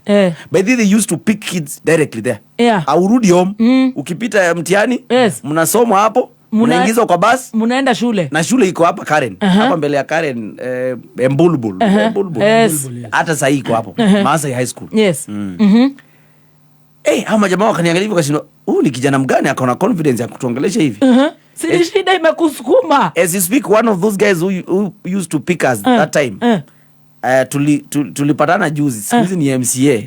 Akaniuliza, "Wewe unanikumbuka?" Namwambia, "Wewe nakukumbuka vizuri, nakukumbuka." Ni engineer mwema, sasa ni MCA wa huko MCA. Akaniangalia hivi akaniambia, "Kijana, wewe hata hatutakufanyisha interview." 412. 400. I was among the top, of course, wale wamekuja hiyo interview. Not among, I was the top. Wale wengine walikuwa na 390, 380, nini. Oh God. Jamaa kaniambia, "Wewe ingia kwa bus." ingia kwa basi. Amen. Oi, So nitagerera hau leo. Narudi kwa madhe napata analialia, namwambia wewe nini unalia? Na unarudi home peke yako. Ananiambia what? Na hivyo ndo kulienda. Niliacha madhe hapo, hata sijui alirudi home aje. Hata yana niambia ajui alirudi aje. Aliingia tu gari na akaambia makaka hivi sina pesa. Unajua ni usiku. And that's how I joined Form 1. Sasa umeingia hii Maasai High School. Maasai High School. Yes. Full scholarship. Full scholarship. Kai. 412 marks. Kwanza tukifika, I don't know hii kitu ilikuwa inanifuata kwa nini? Kuna kashetani bado kanakufuata. Ai, tena ule mkubwa sasa. Ai, shetani. Hiyo time yote shetani anaoga. Hajavaa suti. Hajavaa suti. Guy. So it was so bad that ukipata opportunity kama hiyo unasahau home kabisa. Yes. Like akili yako ukumbuki hata baba yako. Sasa una feel poa that umemuondokea, ndio at least yeye abaki huko na shida yenye amebaki nayo ni ya chakula. Yes, na bibi yake. Na bibi yake. Jueni we last born. Na wale siblings, bado siblings wako shule. Wale wengine. Brother yangu ako bado high school. Yes. Sasa hiyo time sister yangu ako form 4. At least hao amepush. Niko Maasai High School. Kale ka shetani kanirudia tena. Shetani ameoga na hajavaa suit. This is how, wacha sasa shetani atoke bafu. Anaenda kujipaka mafuta. Adili na mtoto ya maskini. Poor Jehovah. Maasai High School used to operate like this. It was a very competitive school. Na mwenyewe alikuwa na the same ideology ya ile primary school nimetoka. It's a private school. Maasai High School, and big up to Dr. Gitome. Yes. Dr. Gitome is that nigga. Yeah. Oh, sorry.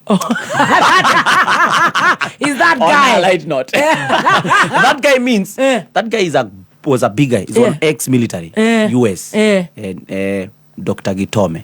Na alikuwa amesoma. But he was so down to earth. Yeah. And understanding that. Yani alikuwa anakuja hadi class tunapiga story na yeye. Na yeye ndo mwenye shule.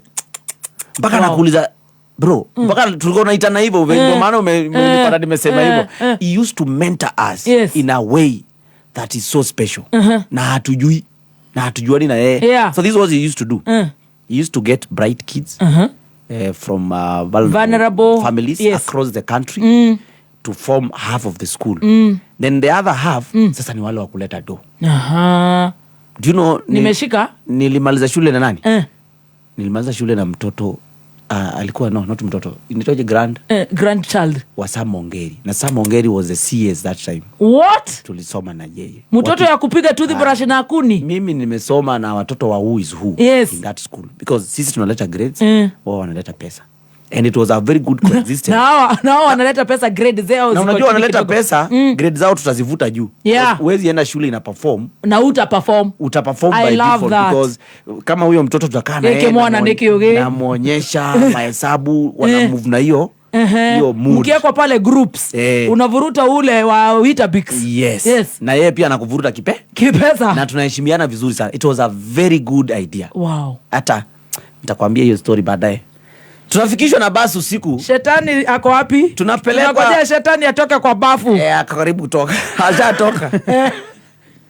Tunafika form 1 pale, tunafikishwa usiku, wanafunzi kama hiyo time tumechukuliwa wanafunzi kama 50. 50. Yes. Kwanza huko tumetoka, tumeacha wengine wakilia kabisa huko, watoto wanalia, wameachwa cause of course opportunities are limited. Yes. Tukafika pale na marafiki zangu, mpaka waleo ni marafiki zangu, wengine ni wakubwa sana. Tunakumbushananga hiyo story, tunacheka sana. Kifika pale mmevaa zile civilians za kwenu. Yes. Vinyaza tumeraruka sijui nini. First of all, that was my first time kuona Nairobi usiku, mataa tunapitishwa pale Nairobi mataa. That was the year 07. And remember, that was the same time kulikuwa na ile post election violence. Hiyo ilikuja baadaye 08, hiyo 07. But sasa mimi ni hiyo mwaka ya hiyo ya kasiasa kameshika sasa. Mataa umeziona wewe mwenyewe. First time. Na ni usiku, tunaingia Nairobi usiku. Nyakati nisha usiku. Kidogo. Nipe tu. Junior the Hindi akuja hapa shangazi hiki tunaye. Tunafika pale, naona gorofa kwa mara ya kwanza.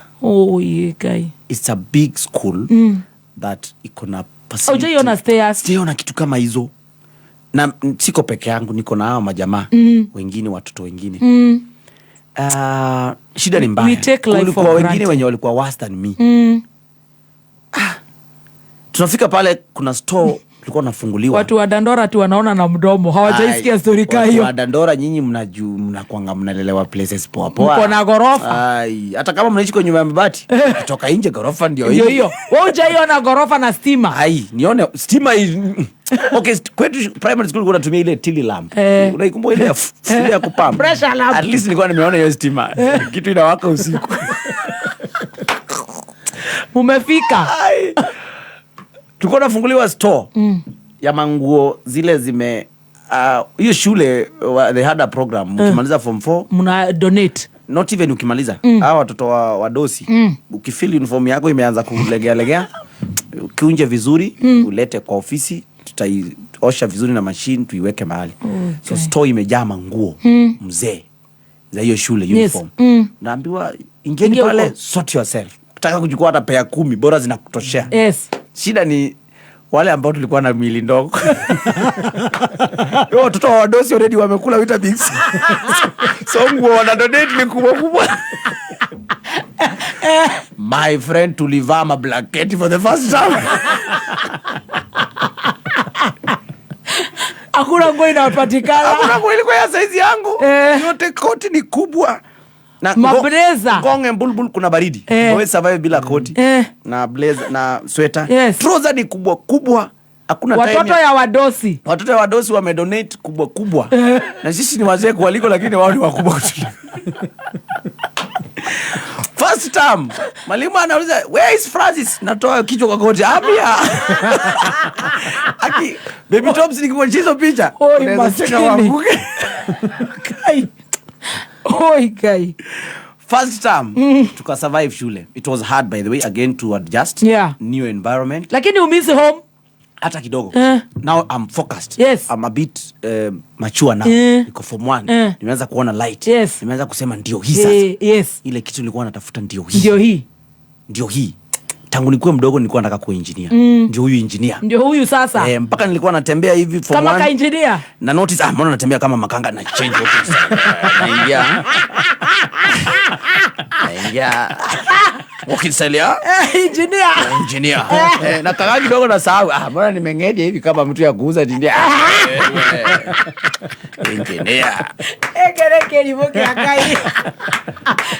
At this point, let me inspire the young scholars when you're kwa shule.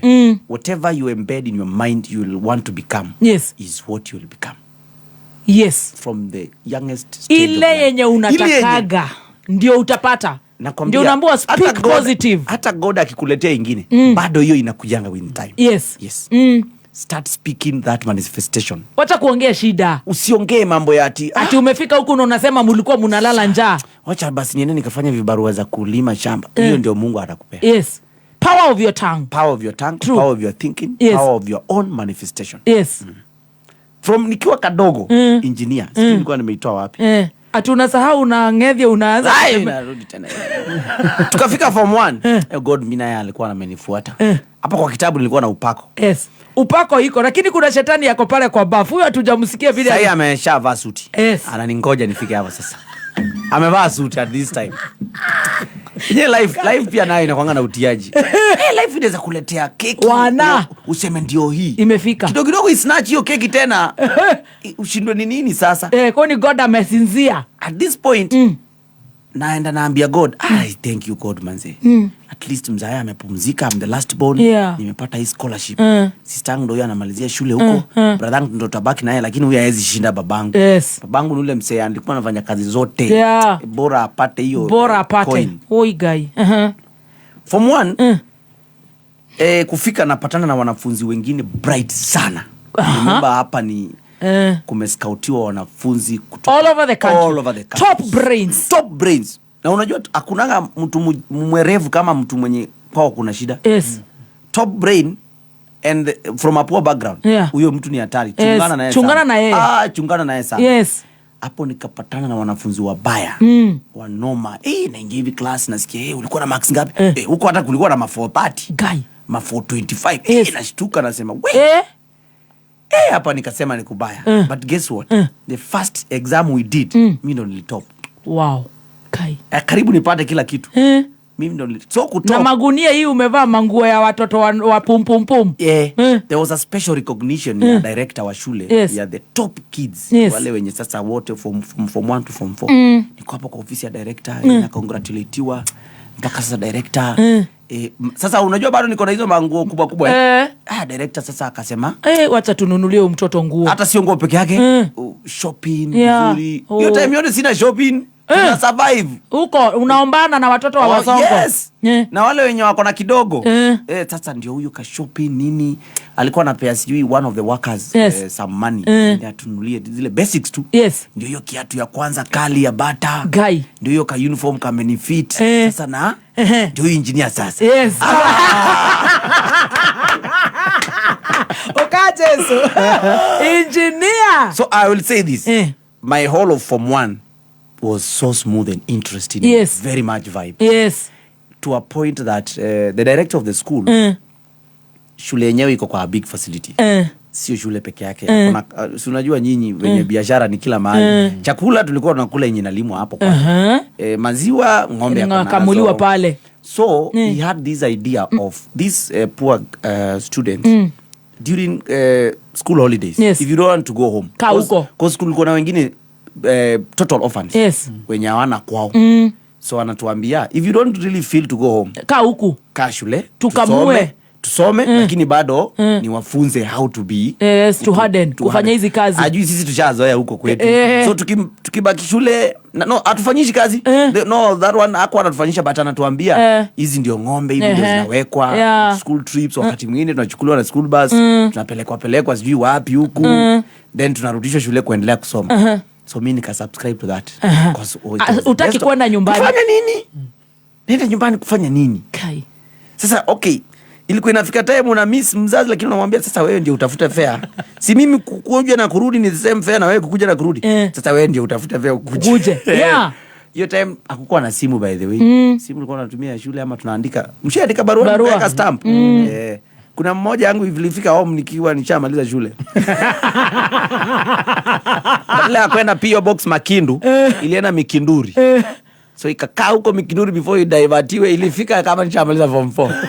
Nikaona ile true story, zile vitu nilikuwa naitisha mzae. Umemaliza shule. Shika barua yako bado nipe hizo. Guys. So form 1 was so nice. Smooth. Hakuna kwenda nyumbani. Hakukuwa na issues. Umeingia form 2. I remember elections ilifanyika mwaka gani? 2007.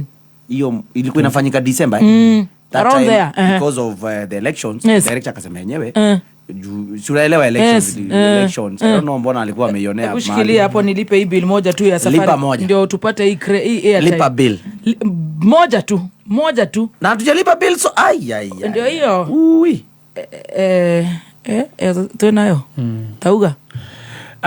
Friday no tariki 23 na Jumamosi tariki 24 Safaricom Chapa Dimba Regional Finals ya gĩcigo gĩa gatagatĩ gakorwo gĩgĩthakĩrwo kũrĩa kĩharo-inĩ kĩa Wang'uru Kĩrĩnyaga na Friday na Saturday nĩ mũretwo mũka nĩgetha tũkenere tuone nĩ makahotana maingĩre national level kũrĩa kwĩna makĩria ma milioni 1 cia kwĩhotanĩrwo. Friday na Saturday kũrĩa Wang'uru Stadium Kĩrĩnyaga. Safaricom Chapa Dimba, cheza kama wewe.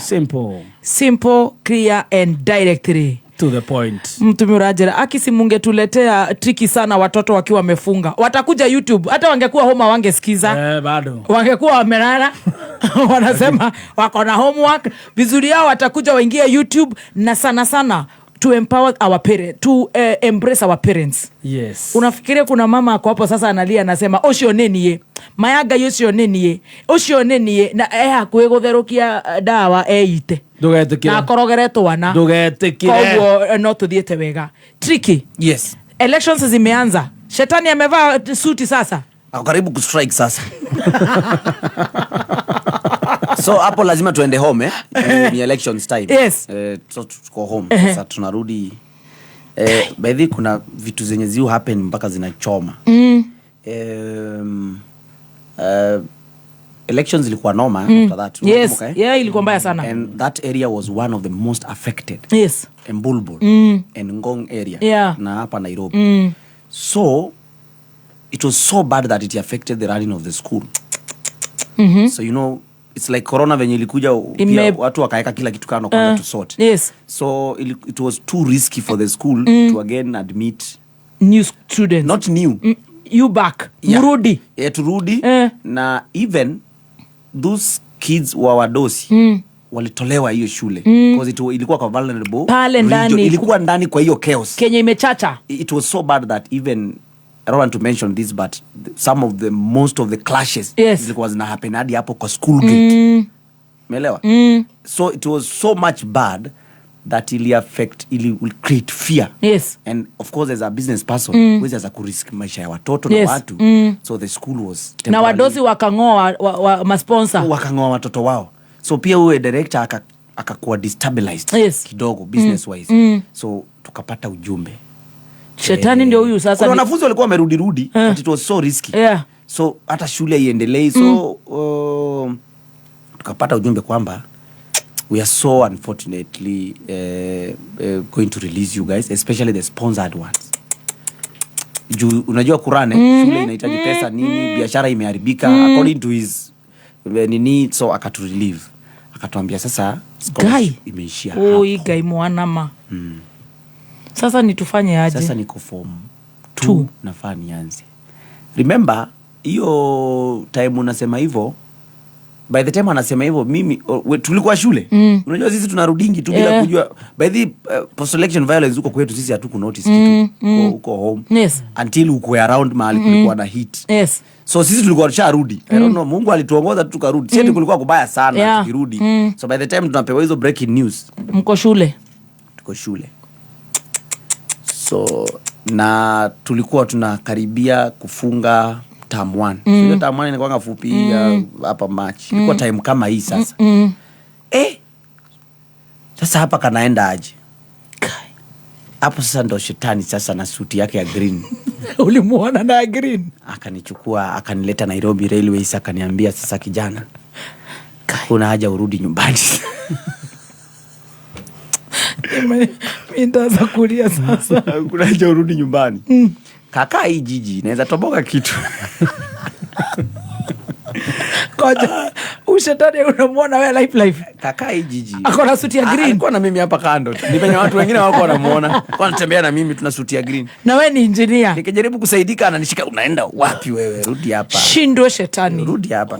Na wewe hita. At least that time amekufikisha Railways. Railways. Unajua Ngong, gari za Ngong 111 ni Railways. Ndio from Railways sasa utafute za kwenu sasa. So nimeshuka hiyo. Kwa mfuko nilikuwa na kitu kamebaki. Sikukuambia shule nilikuwa nishakuwa entrepreneur huko shule ndani. Huko singe allow ni sote, nishakuwa mjanja. Nilikuwa nauza keki huko shule ndani. Oh nice. Which was allowed. Yes. By the school because the cakes zilikuwa za shule. So zinaletwa. Na watoto wadozi ni wazembe wakati mwingine. So unaenda kwa canteen, unabai keki zote, unaenda unaziweka vizuri. Kesho breakfast unaanza kuwarudishia tena sasa ukiwauzia with a profit. Imagine a very simple business model. Ilikuwa inaniletea do sana. Watoto ya wadosi hawataki kuchoka. Ati nimebeba na keki, where you like keep them, I don't know what. Naenda nanunua. Unawekea. Tumenunua box special ya keki. Na huko hakukuwa na hiyo breaking. Hapana, watoto wa mawaziri, grandchildren wa minister. Hiyo shule ilikuwa nzuri. Ilikuwa na cubicles, so kwa cubicle mnalala watu kama 4 peke yake. Wow. It was a very good school. Yes, in fact up to date is a good school. Yes. So at least uko na tu pesa. Nilikuwa na sikuwa sasa ati ile waya no. So nikishuka nilikuwa na kadoo. Shetani ndio huyu hapa na suti ya green. Ananiambia siko na 1,000 kwa mfuko. Shikilia hapo na uende. Shikilia hapo. Nimeshikilia. Tumetoka sasa. Nimeshikilia. Tumetoka kwa ubabini. Sasa naona tunateremshana na shetani hapa kwa hapa. Get your serviettes and handkerchiefs ready. It seems now maisha imeanza kuleta shida. Gaya lirikanage mamudu hau. Waja mathaa ukimenyithio ni NIBS Technical College. Goko NIBS Technical College ulina mweke guthingata kiroto giaku kothi-inĩ ta business management, hotel and catering courses, engineering courses, journalism and mass media, hairdressing and beauty na kothi ingĩ nyingĩ. Ririkana ati NIBS Technical College ni brand irina legacy ya kuproduce highly competent and disciplined graduates. March intake ni rathie na mbere. Tucerere campuses citu ciothe kana tuhurire thimo 0722 547 746 kana 0721 107 701. NIBS Technical College, developing character, skills and competence. Ithano, Finya, Ithatũ, Igĩrĩ, Ĩmwe. Kuma muciĩ munene wa Kenya Nairobi nĩ mohoro ma kameme kayo ka mũingĩ. Today we are here once again for the exercise on the victims. We need in the next financial year for us to clear pending bill. We need 150 billion shillings. We are telling the government that we must have our recognition agreements signed and delivered. We have seen the document from the Auditor General, but we want to tell them, let them dare. Where does that leave us in relation to Article 40 of the Constitution? Oma, weigĩrĩrĩku no shaba. Ungumania ni ukoretwo ugitafanio nginyagia bajeti-inĩ ya gĩbũrũri. President Ruto kuhithuria na thirikari kuruta mukana wa kuhinga mutambo wa TikTok uko bũrũri-inĩ. Nĩireketie kwĩhanda monyuge maya nĩ mohoro ma thaa mũgwanja na nĩ cia mĩaraho na ũratwamũkĩra ĩmwe kwa ĩmwe kuma DSM Place. Ũrĩ mwega, njĩtagwo Dan Wainaina. Mũtongoria wa bũrũri Ndagĩtarĩ William Ruto arauga ungumania nĩ ũkoretwo ũgĩtabanio nginyagia bajeti-inĩ ya gĩbũrũri, akiuga nĩ mũhĩnga mũnene ũrĩa ũbatiĩ kũng'ethanĩrwo naguo hatarĩ kũrĩa marĩgu. Akĩaria hĩndĩ ya kũrugũria ikereka rĩa kana rĩa mwerekera wa ũkũria na ũthii wa na mbere mwaka wa 2027, President Ruto augĩte kĩgĩna kĩnene kĩrĩa gĩthukagĩrwo tabarĩra imwe cia kũguna mũingĩ kĩrĩkagĩrĩria kũhorokera mĩhuko-inĩ ya andũ kĩũmbe. Ũgĩkwĩrĩ ũguo, Ruto nĩetĩtie gĩikaro mũthĩ wa rũciũ na maabitha a ngathĩ ngũrani ministry-inĩ ya kĩgĩna nĩguo gũkũrana ihengere iria ithukĩirwo bajeti ya kĩgĩna, ĩndĩ gũtirĩ na mworoto ona kana itanya rĩa kũguna mũingĩ. Corruption is budgeted into our budget cycle. People budget things that they know will not go to the people of Kenya. I will be spending time tomorrow with our treasury to make sure that with a tooth comb we eliminate anything that will not go to benefit the people of Kenya in our budget, and that our budget is going to be an instrument for the delivery of our plan for the benefit of the people of Kenya and to provide inclusive growth. Kumana na kwehereria gwa ciĩko cia ungumania honge-inĩ cia thirikari, President Ruto rĩu nĩ eranĩire kũhe hinya rũhonge rwa kũhĩtana na mĩtugo kana rwa kũrũnga mĩtugo na kũhĩtana na ngukumio EACC, rũhonge rwa DCI, wabici ya thitango cia mũingĩ DPP, hamwe na honge ingĩ nĩguo kũhĩtana na mĩgendere. Ona kũrĩ ũguo, Ruto arenda honge icio inyitanĩre na ikorwo na mworoto ũmwe. And that is why it is our commitment that we need to enhance the Office of the Attorney General, Office of the Director of Public Prosecution, Office of the Ethics and Anti-Corruption Authority, members of the legislature, friends in the judiciary, to work collaboratively, to work together, build synergy, to make sure that we deliver on this plan, knowing very well that all of us are serving the Kenyan people.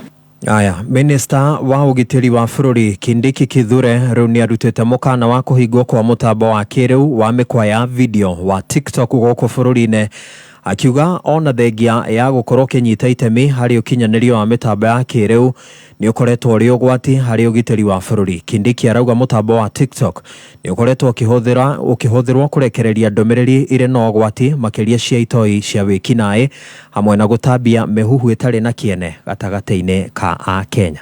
TikTok and other social media platforms are increasingly being used to spread malicious content. TikTok and other social media platforms are increasingly being used to also generate propaganda, including propaganda for war, terrorist groups, including the famous ones in our corner, Al-Shabaab and others, are using social media platforms, including TikTok, to generate propaganda for war and also to generate propaganda to advance the ideology of terror.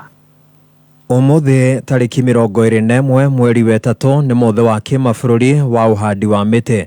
Ni muthenya ũhũthagĩrwo gũtindĩkĩrĩria kambĩini cia kũhanda mĩtĩ na ndũmĩrĩri ciĩgiĩ ũguni ũrĩa umanaga na mĩhang'o ĩyo. Ikundi itarĩ cia gĩthirikari ikonainie na marĩa matũrigicĩirie nĩcio ironekana gũtindĩkĩrĩria kana gũtũgĩria mũthĩ ũyũ, na rĩu tũkũnyitanĩra na mwandĩki witũ wa mohoro kũrĩa kaunti-inĩ ya Nyandarua kũrĩa mĩhang'o ĩyo ĩranyitithio thing'a. Jimmy. Thank you kuma mwena wa studio. Umuthi ni muthenya wa kimabũrũri wa gũkũngũĩra mĩtitũ. Ngwenda tũnyitanĩre na Jedida wa Nyeki anjĩre muthenya wa umuthi nĩ gongona rĩrĩkũ marĩ narĩo na maramenyera mũtitũ na njĩra ihana atĩa, na wanjie na rĩtwa. Rĩtwa njĩtagwo Jedida wa Nyeki, Chief Executive Officer wa Greens of Africa Foundation. Umuthi tũrĩ gũkũ mwena wa Olkalau, haha tũkoragwo na sewerage. Nĩho tuonete no tũhote gũthondeka mũtitũ wa mĩtĩ indigenous kana mĩtĩ ya itũ ya kĩũndũire, tondũ tũngĩrora kwanza ihinda-inĩ ta rĩrĩ ũrĩa kũhuana na ũrĩa riũa rĩratũteng'eria, nĩ tondũ ta gũkũ Nyandarua ndĩrona tũhandĩte mĩbaũ, nĩyo ĩiyũire gũkũ na nĩ mahĩtia mũno. Andũ a Nyandarua harĩa hothe mũranjigwo ĩyo mĩbaũ nĩ mũrĩtĩkĩra tũmĩmunye nĩgetha tũhote kũhanda mĩtĩ ya kĩũndũire. Ũmũthĩ tũgĩkũngũĩra mũthenya wa mĩtitũ thĩinĩ wa thĩ, tũrũrũnganĩte haha ithuothe, ona thirikari yothe ĩrĩ gũkũ, ona gavana witũ nĩ egũka nĩgetha tũhote kwarĩrĩria marĩa matũrigicĩirie na mũno makĩria ũhoro wa ithuĩ gũkorwo mĩtitũ itũ tũmĩcoketie tũrĩa arĩ kĩambĩrĩria. Nĩ tũbatiĩ gũkorwo twĩkĩrĩte mĩtĩ kũndũ guothe, na nĩgetha we wacũthĩrĩria ona kwa jirani, tiga kuona jirani rĩrĩa arĩ toro, reke gũkorwo kwĩna mĩtĩ. Ona na jirani yaku nake ũmwĩre ona ndũ kwenda gũtinda ũkĩona ibati rĩake, reke ibati ũthiĩke na mĩtĩ. Na makĩria nĩ ngũria andũ a Nyandarua ona matunda. Tena nĩ twarĩ na matunda maingĩ mũno, anga gũtirĩ mũciĩ ũtarĩ na nduramuthi, twaciĩtaga nduramuthi. No ũmũthĩ ũrakora ona nĩ ũrathiĩ thoko kũgũra matunda, nĩ mahĩtia mũno, tondũ mũtĩ wa matunda rĩ nĩ mũtĩ o ta mĩtĩ ĩrĩa ĩngĩ, na mũtĩ ũcio no ikaraga ihinda inene mũno na ndũngĩũtema, tondũ mũtĩ ũcio nĩ ũragũteithia na njĩra ĩngĩ, tiga o rĩera riki kana mbura, nĩ ũragũteithia tondũ nĩ ũrakũhe irio. Mũreke tũhande mĩtĩ, tĩri witũ ũcoke, mbura ĩcoke, na nĩgetha mĩgũnda itũ ĩcoke kũruta irio o ta tene. Macio nĩmo maragĩthiĩ na mbere gũkũ mwena wa Olkalau. Harũ-inĩ ha Kameme, kayũ ka mũingĩ kuma kaunti ya Nyandarua, njĩtagwo Jimmy wa Muthoni. Ngatho cia mwanya Jimmy wa Muthoni nĩ gũkinyanĩria icio ciĩgiĩ mũthĩ wa ũhandi wa mĩtĩ, na nĩ mũthĩ wa kĩmabũrũri. Na rũhonge rwa maũtungata ma ũthami rĩu nĩ rwamũkĩrĩte mabuku 100,000 rĩa 12,700 ma gũcabithia marũa ma passport, o rĩrĩ thirikari nene thiĩte na mbere gũtangĩkĩra mũhĩngo konainie na gwĩkururia kwa ũheani wa marũa macio. Mwandĩki mũkaru rũhonge-inĩ rũu nĩwe Julius Bito karauga mũrigo wa mabuku macio marĩa marakinyirio gũkũ bũrũri-inĩ mothe wa ira marakuruhania mabuku 92,400 ma tũratathi kana pages 50, mabuku 20,300 ma pages 66, na kũrĩa ningĩ augĩte atĩ thirikari nĩ ĩtanyĩte kĩhũba kĩngĩ kĩa mũrigo wa mabuku ma page 34 ma passport mweri ũkĩte wa kana. Na thirikari nĩ hinyĩrĩirio gũtigĩrĩra mawatho ma barabara nĩ mathingatithio na kinyi muoroto-inĩ ũrĩ kũnyihia mĩtino ya barabara ĩrĩa ĩkoretwo ĩkĩhanĩka matukũ-inĩ ma ica ikuhĩ na gũcũngĩrĩria ikuũ cia aingĩ na angĩ magatigwo marĩ na nguraro cia gũtũra. Richard Mogo nĩwe mwandĩki wa mohoro. Nĩ uge wa ũrĩa arĩ mũhũranĩri gĩturua kĩa ũngavana kaunti-inĩ ya Kirinyaga Somba Wandau, na ũrĩa augĩte kwaga ũigĩrĩrĩki kwa matereba maingĩ nĩkuo gũkoretwo kũgĩcũngĩrĩria kũbanĩka kwa mĩtino ya barabara. Mĩtino ya barabara nĩ ĩkoretwo ĩkĩongerereka na njĩra nene, na nĩ ũndũ thirikari ĩtĩbotete gwĩkĩra mikakati ya kũrũmĩrĩrwo nĩ both pedestrian kana andũ arĩa mahũthagĩra barabara, mathukuru na other public sector. Nĩ tũkwenda mawatho mau matuĩke ma kũrũmĩrĩrwo marĩa thirikari ĩrutĩte na marĩa makoretwo marĩ kuo, okorwo ni tukwenda gupunguza maundu aya ma accident cia barabara cia o muthenya gugikiri ugu augite kwina bata rubonge rwa ukui kumurikwa weru na thirikari itigirire mawatho matiganite ma barabara ni marathingatithua na kinyi na ni turenda thirikari icokie sanity iria ari kuo thiini wa matatu industry thiini wa mathukuru mawatho mau mari kuo magukua ciana mawatho mau mari kuo magukua athii reke andu makorwo makimarumirira niguo tukorwo tuna safety iria yagiriire nendu wona tuikara ugu tuikarite tugukorwo tuhatekeine ta bururi nendu andu no guthira marathira na marathira muthenya at a very high rate na andu ni marigua kundu kou ni kurendeka gwiko kaundu ngiribotera kameme kayo ka muingi Kirinyaga ritwa riakwa ni Richard Mugo ngatho cia mwanya Richard Mugo macio nimo mari thiini ria iri kuoya mohoro mangi ukumamukira cihanda thaa 8 itagwo Dan wainaina uma woigiririku no shaba ni mohoro kuma kameme kayo ka muingi ungikorwo wi no ndu ngienda kumenyithia metha ito ya mohoro hura thimu namba 0704 111 555 kameme kayo ka muingi ino niyo session yaku itahari ya kwigagura kiboka atagathi mehotanire tonyo wabogwa man Anthony Roger Kadhaja Jerry ni watho igeto mansaimo tagwo kata maua kamlesh John wa hianyo majiko wa glesi wa godi mohoro maithira George wa weru ikama wa moro wa Washington mzima Dan wainaina na thikiriria ende aria matukiete session number 1 Thini wa kameme no jugire nyendete everything kuigua ata twi muci na ngai atoria kameme geko irogia na igweta neture tutiratigithiria tutiragorwa tutiracoka na thutha gaka ni kayo gaku Tutua number 1 tutiragorekia ahodaure kameme. Thank you so much. Goko ni gwa kameme kayo ka muingi tugithi na mbere na gucanjamuka ni ngatho muthikiririe witu wewe guku Kenya na kura na Kenya. We uratwandikira kuhetukira mitambo itu yothe, we uratwirorera mitambo-ini ya kuria gwitagwo live on Facebook. God bless you so much. Ni tukenete muno ni gukorwo twina mugeni witu omothe twina MC Tricky sana tukigayana nake rugano rwake. Ni ndirona aciari ingi muno ona mwe ni mokire ginya inbox ciakwa thiini wa WhatsApp. Maka for sure Stacy ni join ya gutwikirira show ino thiini wa YouTube na njorua ciothe cia kothi twana rehe ni twikira rugano ruu thiini wa YouTube maingira maingi ona hihi no wage gukorwo kihota kurumirira yothe nginya uri rithira no rire urithie upate wakati ni uhotaga gukorwo ugifuatirira njorua ya kothi thiini wa Kameme FM official fan page YouTube na hau ona ndugukora ina advert na nyimbo ikoragwo riu urengeirwo ure yagireire itagugutanga itagukonogia koguo ni ngatho ni undu wa ciari ni ndirakena muno ni kuona ni muraigwa rugano rwega na makiria ginya arutwo ni magukora rugano ruu hau wewe muciari mwana higato marahiga after Easter yes maybe the first week of April wekea mtoto hiyo YouTube rekea mirorere kahora wacha mtoto acha kwenda hiyo TikTok inafungwa akwe inspired erorere akorwo inspired na maundu magakorwo memega riu no amenya ni tomba riu gukinya mathaa ma muharuruko riu ni kuharuruka riu uria ndaigwa mwana ke bakuonio ni ngambute twamutigaririwe haria session anyitire 412 no ratongoria thukuru.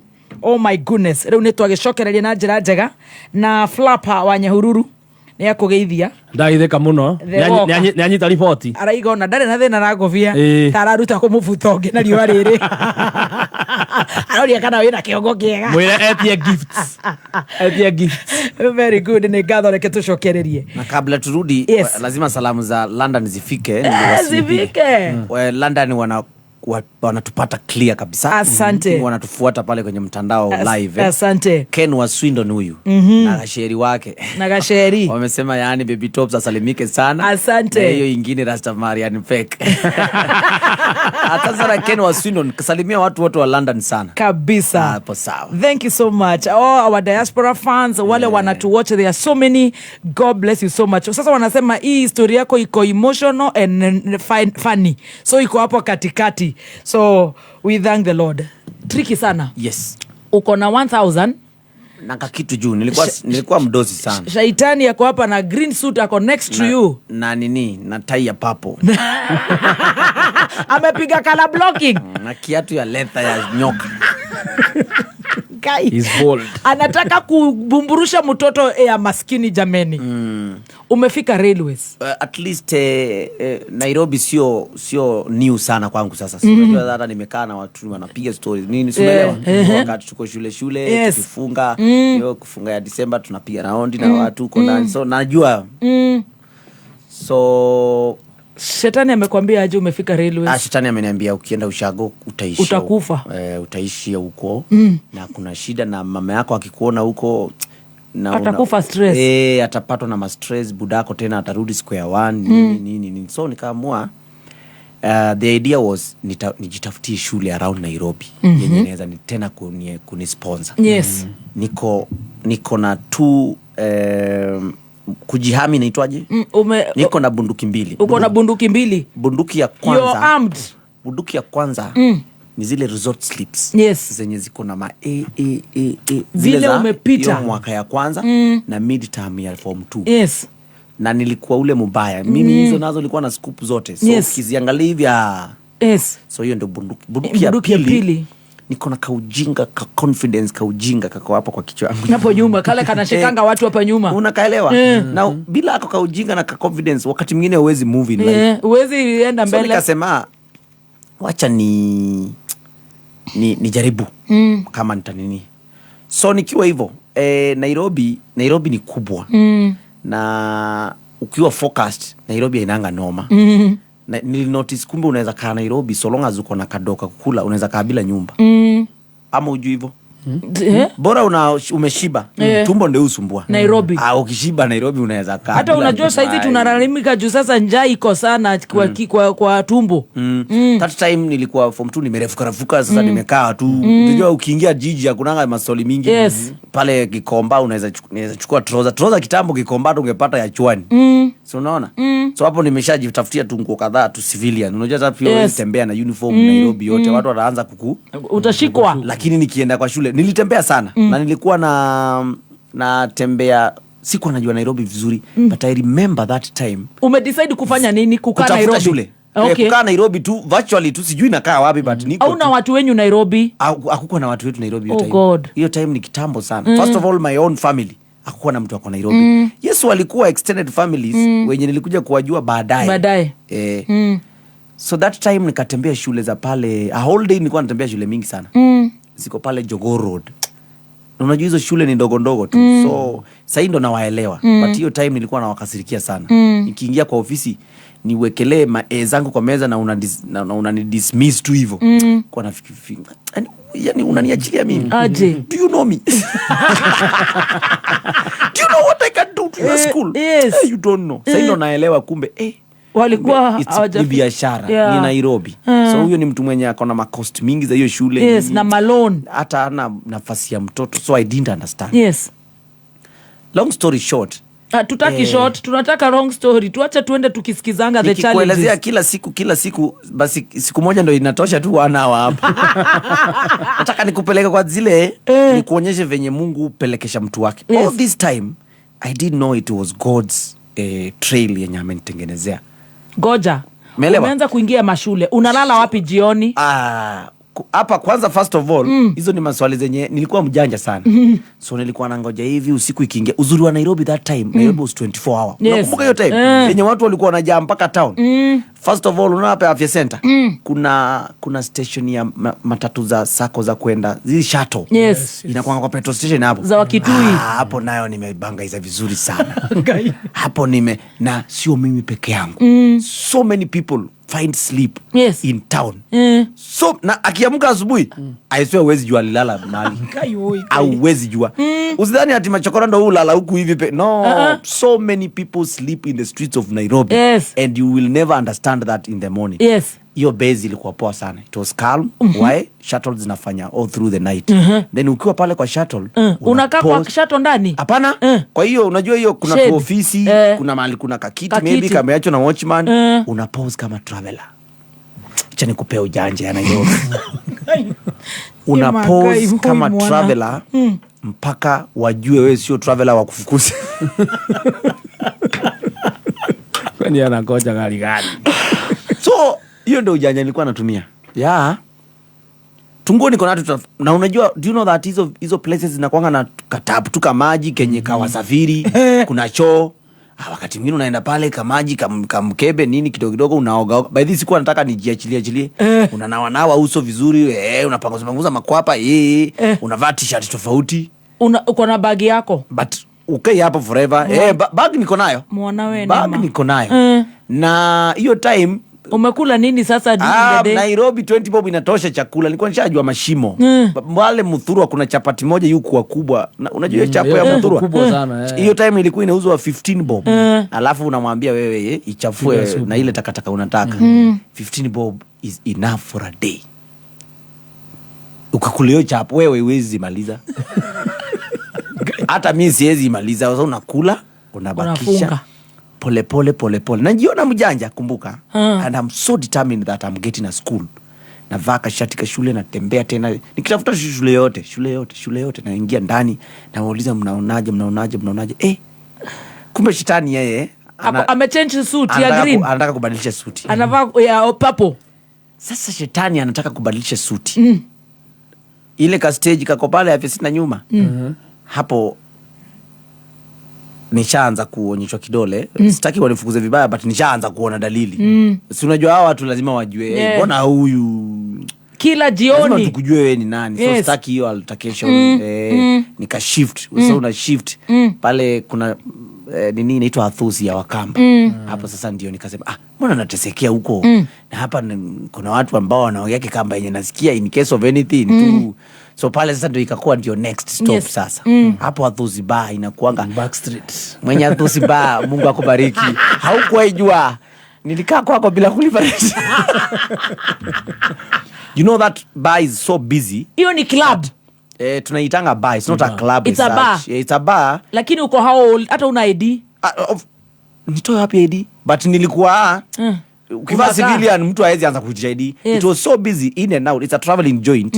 Ya wasafiri wanaingianga kutumia choo, kutoka, kukunywa chupa moja. Matatu ziko hapo nje ziko pipi. There's a lot of business for somebody to kuanza kufikiria huyu ni nani. Si mimi ni mtu na nimekuja kukojoa niende kwa basi niende home in case uniulize. Umeelewa? Yes. Na sisi tunakaa hapo all through atunyedhia. Hiyo ni kukuja ile time unataka kutulia. Jioni kuna watu nini pale unajiwekelea kwa kakona ni kama unangoja gari and those people are very good. They allow that by the way. Kuna watu wengi sana ulala hapo wale wamejipata Nairobi usiku hawana la kuenda. Yes. They are good na wanaelewa Nairobi. Until sasa waone umewazoea. Ile mbaya ni kuzoea. Sasa nikafika mahali nikaona hii ya shule sasa imeenda. Kumbuka hiyo time hiyo ni gano moja. Hiyo time shule zinafungwa sasa. So sasa kuenda shule a whole term. No, unajua tulitoka huko ikienda kuisha. Yes. Unlike other. So hii ni mwezi imeisha. Hii sasa ni kitu mwezi inaelekea kuisha. Sasa hakuna shule ya kubisha. Shule za Nairobi zifungwa of course literally. That time I wonder mbona sikuwa nafikiria home. Na shangaanga.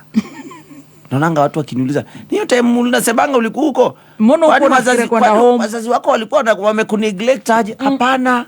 Hii time yote wazazi wanajua niko shule. Yes. Why? Hiyo time communication was ilikuwa barua tu. Niseme tu hivi. Both of my parents na kijiji yote hakuna mtu alikuwa na simu. Tuanze hapo. So if it's communication ni barua ama wakugoje physically. Na hiyo barua sisi ndo tulipewa tuilete nyumbani kwa wazazi wetu. Hiyo ya kuambiwa shule imefungwa. So mimi ndo niko na hiyo ujumbe. No one is to blame, not the school, not the parents. Home wanajua uko shule. Nakumbuka hiyo mwaka imepita kukifungwa walikuwa wanajua tunafanya nini? Mnaacho shule. So hautaenda. So wazazi wangu wako home, wao wanajua kijana yao ako shule, ako poa. Sawa. Shule imefungwa. Nimeanza sasa kuingia rende ya kuingia pale Uhuru Park. Hapo tuko wengi wa Kenya wa Uhuru Park.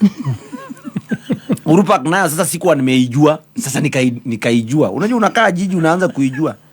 Nilikaa mpaka nikajua zile nyumba za 20 bob za hapa nini River Road.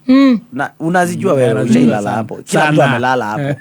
Unajua hizo lazima uzilani mpaka ukae na mabesti fulani wanateseka kama wewe wakwambia ukipata 20 bob unaweza enda ulale hapo nini. Sasa pale Uhuru Park nikibangaiza pale with days, nika notice kuna rende zilikuwa zinakaa pale ku rehearse set books. And then wana rehearse zile set books tunafanya shule. Unajua nazijua akina River Between, hizo vitu tulifanya utengano. Group ndio hii, so mimi naenda pale kuenjoy. Na wa watch tu, naona venye tu wanabambika nini, wana nini. Siku moja wakanotice jamaa bwana anakujanga hapa kulina ni jamaa anakaa tu anaweza tusaidia. Imagine huyo director kidogo akaniambia, wewe unakujanga hapa, unajua mimi najua kujieleza, si eti mimi niko kichwa mbaya. Akanipea role ile tu mchezo. Na hivyo ndo nilijoin hiyo group ya kuact. Lakini sasa nikuchekesha. Tena nikaona God amefungua kitu kingine. Nikaanza kufikiria unajua that time acting was a big deal. Nikasema Mungu ndio huyu. Ndio huyu tena. Juu niko na mabeste. Wenye tunakuja hapa tuna act, so wanashanga after rehearsal. Unaenda wapi? Wewe unaishingi wapi? Naambia so there is this one lady who noted changing nguo sana. Shikilia hapo. Na alikuwa nguo kuna sabuni ya Dettol hapa. 1 minute. Acha tukue.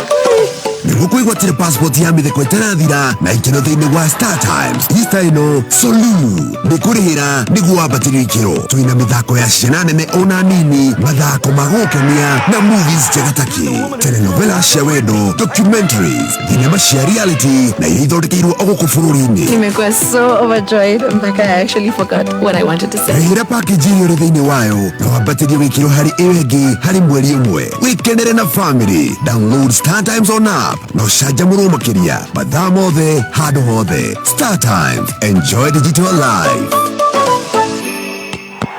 Gloria, tamenya Junior nigiria bao. Hurray!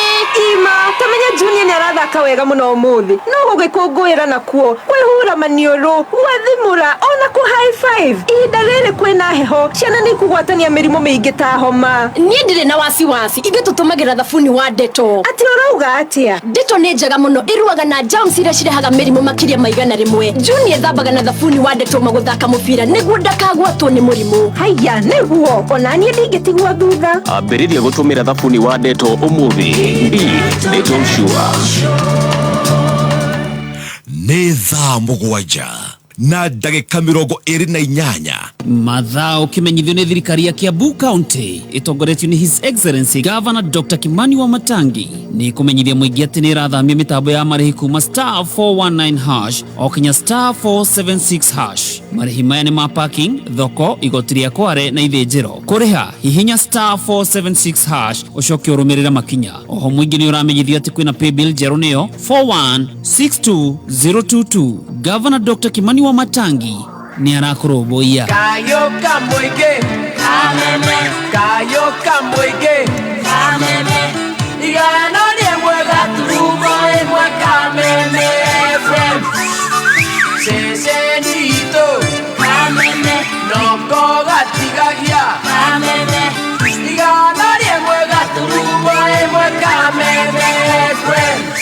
Marĩtwa makwa njĩtagwo Wambui wa Ngigĩ, ndutaga wĩra wa biashara ya kwendia cuttings kumena wa Isili. Ũringĩenda kwĩra ahũri biashara wenzangu nĩ atĩrĩrĩ, gũsave ndĩkoragwo ĩ kaũndũ kahũthũ, ti kaũndũ kahũthũ, but with Choose app ũkeĩkĩrĩra like for every transaction I make nĩ ngũsave 1,000. Ĩwe ĩngĩ ndamake ngasave 5, ngasave 50. At the end of the day nĩ ũkũhota ku expand your business very fast. One more thing, nĩ ĩkoragwo na interest.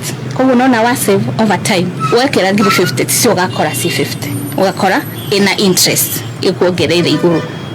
When the more you save, the better interest you earn over time. Yes. Choose up a community of Kameme Classifieds.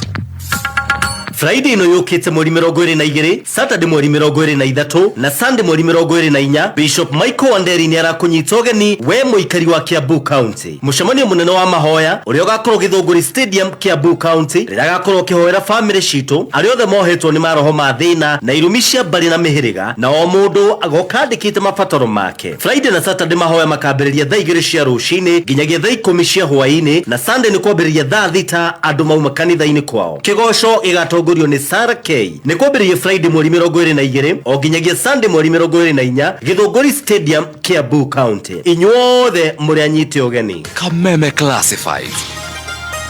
Right, nĩ ngatho gũkũ gwa Kameme kayo ka mũingĩ twĩna njorua ya kothi twĩna MC Tricky sana ũngĩenda rũgambio rwa thimũ yaku tũma ndemwa N kũrĩ 23 175. Very good. 23 175 na nĩ gũkorwo ũkĩamũkĩra rũgambi rwa thimũ yaku na njĩra njega na makĩria nĩ ndĩrakena nĩ we ũratũthikĩrĩria wĩ gũkũ Kenya na kũrĩa na Kenya tũgĩthiĩ na mbere na kũgana rũgano na mũndũ ũgwĩtwo MC Tricky sana nĩyo njorua itũ ya kothi mũthenya wa ũmũthĩ. Turudi pale Uhuru Park. Kuna mledi amenotice huyu kijana abadilishi manguo. This lady. Hoi. Shetani sasa hapa ni bumper. Shetani sasa hapa kabisa hata ashatoa suit yako uchi sasa. Sasa akaniambia ulikuwa nadhani nimevaa suti. Acha nitoe tutembee nikiwa uchi. So natembea na yeye ako uchi tu hapa. Guy. So hiyo group hiyo group ilinisaidia sana. Yes. Nikakuja ku notice baadaye. Huyu mrembo ame notice your change no change. Huyo alikam through sana in terms of mimi ku make sure nimekula. Hakunipeleka kwao of course sasa nirange nipeleka. So alianza kunipea do. Ile niko sawa. Siteseki na kukula na kulala. Unalala wapi? Sasa hapa niliparudi nyumba hiyo time sasa zimekuwa sijui maana walijua niko na pesa. Sana nilikuwa chwani. Pia mimi nilianza kupatwa na kichwa. So unaona ukisort food Nairobi na kulala uko sawa. Hata kulala sio lazima nyumba. Yani bora tu mahali umengorota ukamaliza na ukaamka na umeshiba. Unaweza sahau. You're good to go. You are good to go. Unaweza sahau anything else in this life. Kufikia hapo nishasahau mambo ya shule kabisa.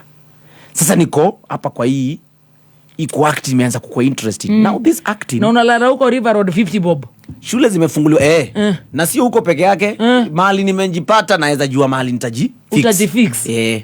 So in short you're in the streets. I'm in Nairobi everywhere. So nikakuja ku notice kitu very important nisaidia. Kumbe kwa hii group waseo wanakujanga ku rehearse. Kuna wasee tunapitia the same. I remember kuna kijana mmoja alikuwa amefukuzwa kwao na wazazi. I have never understood that logic but anyway yeye aliniambia hivyo. Sitaki kumtamka jina but alinipea story yake. Kumbe pia yeye anangangana anakuja Nairobi rehearsals town then anatembea anarudi kwao Kayole anatafuta mahali anabanga hizo analala tu tena anaamka anakuja. So yani nilikuwa pia nimejipanga mpaka watu wanateseka wananiomba. Nilikuwa nimejiweka vizuri. Watu ufikiria mtu akikaa streets lazima akuwe ati chokora na glue. Kuna watu hapa wako streets but wamejipanga tu. Wako tu sawa. Na ni ma street kid. So nasikiza story hiyo msema mpaka naanza kumhurumia mimi mwenyewe. Namuuliza unafukuzwaje kwenu? Sijui Buda nilipoteza mom. Buda akawa step mom. Kufika kwa nyumba step mama akakuja na watoto wake na akamanipulate dad mpaka dad yangu ndo ananifukuza. Oh God. Ananiambia mimi unajua mimi sio mtoto, mimi sio baba yako real wewe nini sijui. Uliolewa na mamako wewe mamako so hiyo situation nikamtema. So huyo akakuwa rafiki yangu sasa wa karibu. Akajua wewe leta shida yangu hapa. Shetani ananitafutia mbogi sasa. Akiwa uchi. Jamaa ingine hapo ilikuwa sasa na mashida mingi kutuliko. Hata haikuwa na meno za hapa mbele. Na ilikuwa kitamnoma sana lakini walikuwa wakubwa wangu. So tukakuwa na karende fulani kenye tuko na one common thing ya mashida ya tushida lakini tuko focused. Huyu jamaa alikuwa mjanja, alikuwa amesha I think hiyo time hata alikuwa na connection na kina Jalango. That time Jalango alikuwa na run kitu huko KNT, alikuwa ameshajenga jina. So jamaa alikuwa na connection. Nakumbuka akitupeleka pale kusalimia Jalango. Jalango anatupatia 100 alafu anatuambia sasa nimeanza kuingia kwa usanii. Chekani 100 na mimi sio nyanya yako. Mimi sio nyanya yako. Usinojua Jalasi, he used to do everything in a fun way. Si ati by the way alikuwa anatusaidia sana wasanii pale KNT. Shika hata ninajua hizi kumbuka hizo time but mimi nakumbuka. Alikuwa anasema nini? Siku siku alitupea 100. Anasema nini? Ilisaidia. Akamwambia aje? Shika hii na mimi sio nyanya yako. Shetani mnasubua nyinyi. Shetani. That guy had some connections. Yes. Na shida zake zote. Shari has some skits. Sasa nimeanza kuelewa vitu. So tukaanza kuingia primary school za Nairobi. Ushaona wale watu walikuwa wanakuja shuleni kwenu acrobats, mnachanga 10 bob. Sasa sisi ndio wao sasa. Na hiyo maisha ilikuwa tamu baby tops. You can imagine Nairobi, tunaenda shule kama Nairobi school. Tulienda hadi State House primary school. Hapo ndo nakumbukanga tulifukuzwa na watoto. Tulikuwa pia na jamaa kamoja kalikuwa hawa wa short stature guys. Wafupi. Kuna mtu mwingine utamuita Achwiti. Mofat mahali huko club once. So Achwiti tulikuwa tumeunda skit ya kuchekesha watoto na unajua ni kafupi. So tule kafupi kamejaa. Mwala. Mwala ni mkubwa. Kafupi kabisa. Tunakachukua hivi tunakaweka juu alafu tunakaachilia kianguka chini pa watoto wanacheka. Okay, those are some of the scenes kwa skits. Tumejipanga si unajua kujipaka huku hivi. Tunaingia pale shule watoto tunawachekesha hawa wamechanga 10 bob. Umeelewa? Sasa tukaenda Nairobi hiyo State House Primary School ama ilikuwa wapi? Tukaanza skits watoto ni kama walikuwa wajanja sana. This bullshit. This nonsense. Tulikuwa na expect vitu. Unajua acrobats wanakuanga na vitu zenye watoto hawezi fanya. Sio ubambika. Sasa skits tunawafanyia wanashindwa wanafanya nini? Kama mtu kafupi hiyo siku tukakaachilia hivi chini. Kakaanguka kama kaliumia. So watoto waliponotice kama ameumia. No, that's bad. No. You can't do that to your friend. No. Yeah, wow. Watoto tukaanza kuandamana. No, tulikuwa twingi karibu 1000. Tukazua tukatoka tukasembia mwalimu, we want our 10 bob. Shetani anatuangalia hivi ana smile. Hapo vipi? Hiyo ilikuwaje? Shule zingine tunaenda kuperform hatupati pesa yenyewe. Nairobi kuna ukora. So hako kitu tukakafanya but ilikuwa inatusaidia. Akaka sweetie kanaitwa Mofat. Achwiti kakaumia kitimba. Kitimba. Achwiti. Ya chiti pole. Ilikuwa hali ya kutafuta maisha. Achwiti sio kupenda kwangu, ni script ilisema tukuinue angusha alafu tukuachilie. Kusema tukose kuishi. Atunge kuachilia tungekula nini?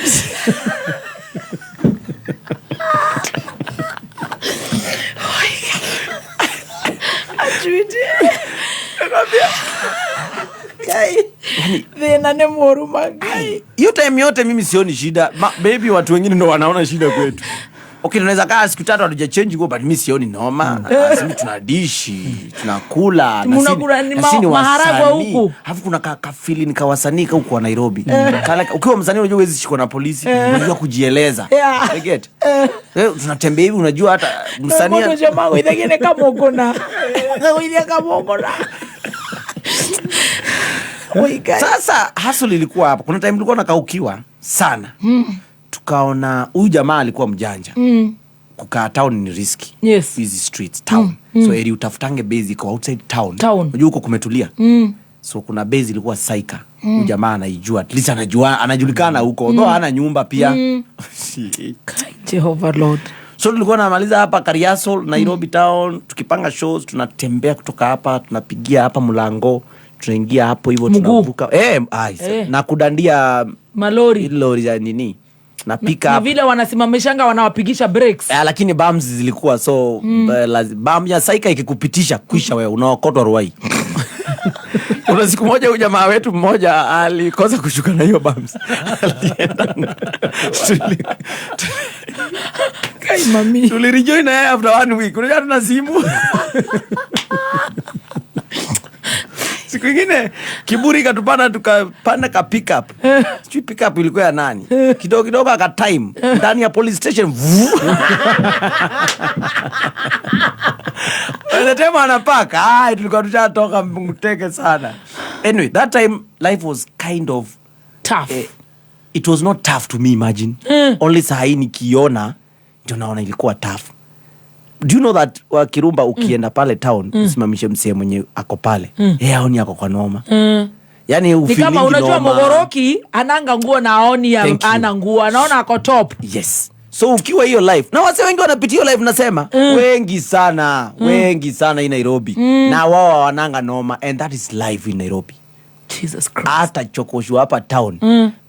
Nilipokuwa MCA Tricky later on, wacha ni fast forward. Tunataka pole pole. Tulijaribu scheme ya kutoa machokora town. Tulikuwa na watoto tunawapeleka rescue center pale nini social hall. Wanaruka ukuta. Hawataki. Hapo ndani kuna mashida kuliko huku nje. I don't know kama unanielewa. Yes. Ukiwa hapo uonangi ukiona noma. Sasa unatoka Nairobi mpaka Saika miguu. Utafika miguu sasa. Na mwendi kulala kwa nyumba. Tunafika pale kuna story moja ya pale Kayole. Sitaki kuisema sana. Sema kidogo. Kuna time tushaipewa mjengo inajengwa ka room tuko tunalala na foreman tu mzuri. Then tunatandika hizo mamini za simiti, tunatulia pale, tunalala vizuri, tunapiga story. Hapo ilikuwa tamu. Tumeshiba na kesho tunaenda show. Then na show ni 10 bob. Show tunalipisha 10 bob hivyo.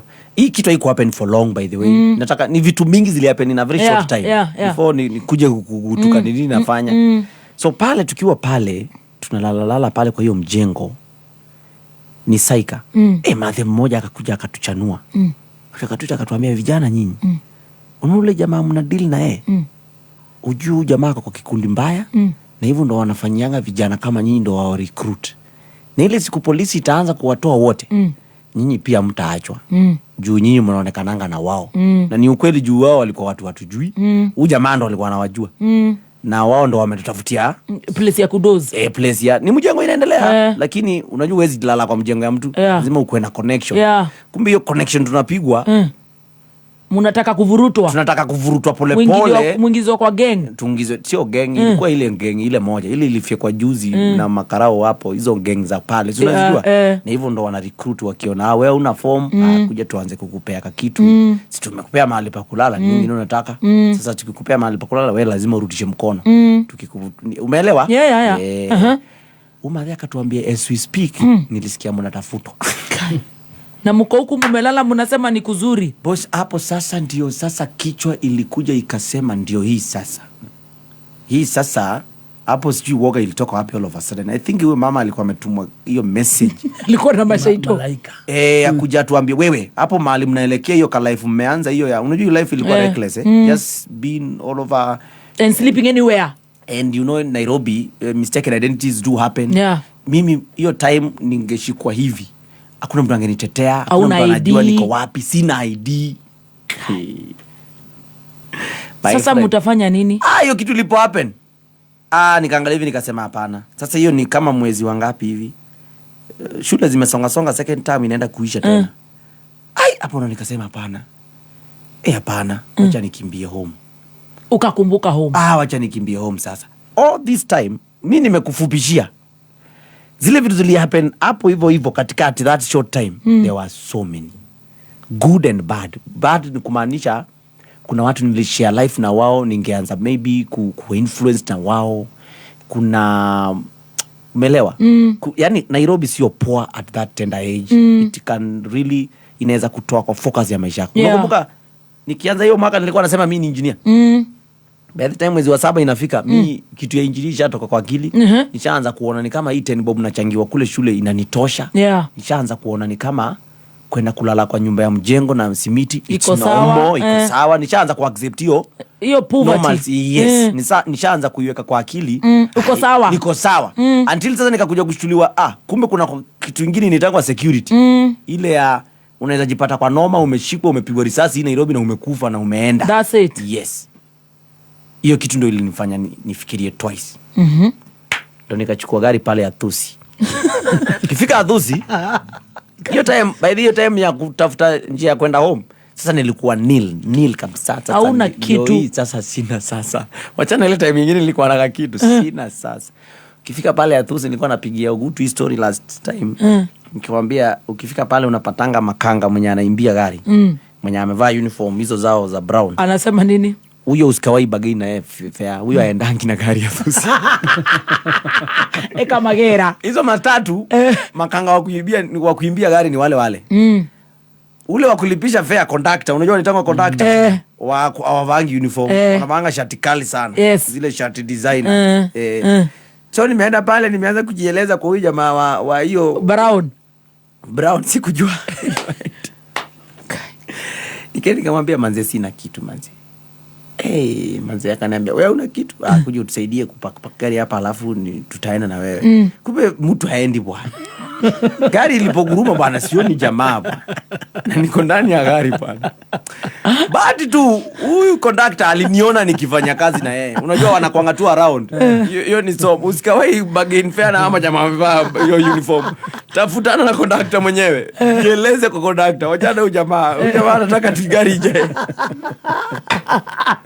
Lakini kupandisha sofa kwa matatu juu. Na huyu jamaa anapotea. Na wao upotea wakishakanjwa zao. Wanangoja gari next. Gari inapiga round pale pipeline inataka kutokea Mombasa Road. Huyu jamaa simuoni bwana.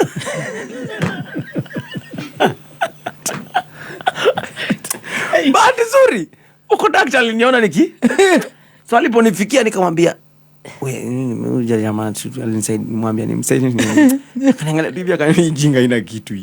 So ilibidi tu of course acheze kaya. Huyo hakuwa mtu mromba. Unachukua wapi? Unachukua majini. Hiyo story kaondokea. Ukaingia.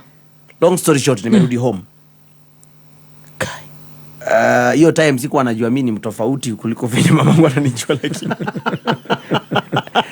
lakini pia hakuna mtu anashinda akiulizia vitu mingi. Pia unashinda unaulizia nini. Kufika home pia unaenda unapata na ile situation sasa imekuwa waza. Hata huko ni kubaya sana sasa. Kumechemuka. Kumechemuka. So nikifika ndo nafikisha ile ujumbe kule shule kumefanya 111. Wanadhani ni hiyo time sasa. Hii kakipindi kamepitia Nairobi. Hawako. Hata mpaka wa leo sijai keti chini kuwaelezea venye na waelezea. Mbona ni waelezee? Kwani lazima wajue kila kitu?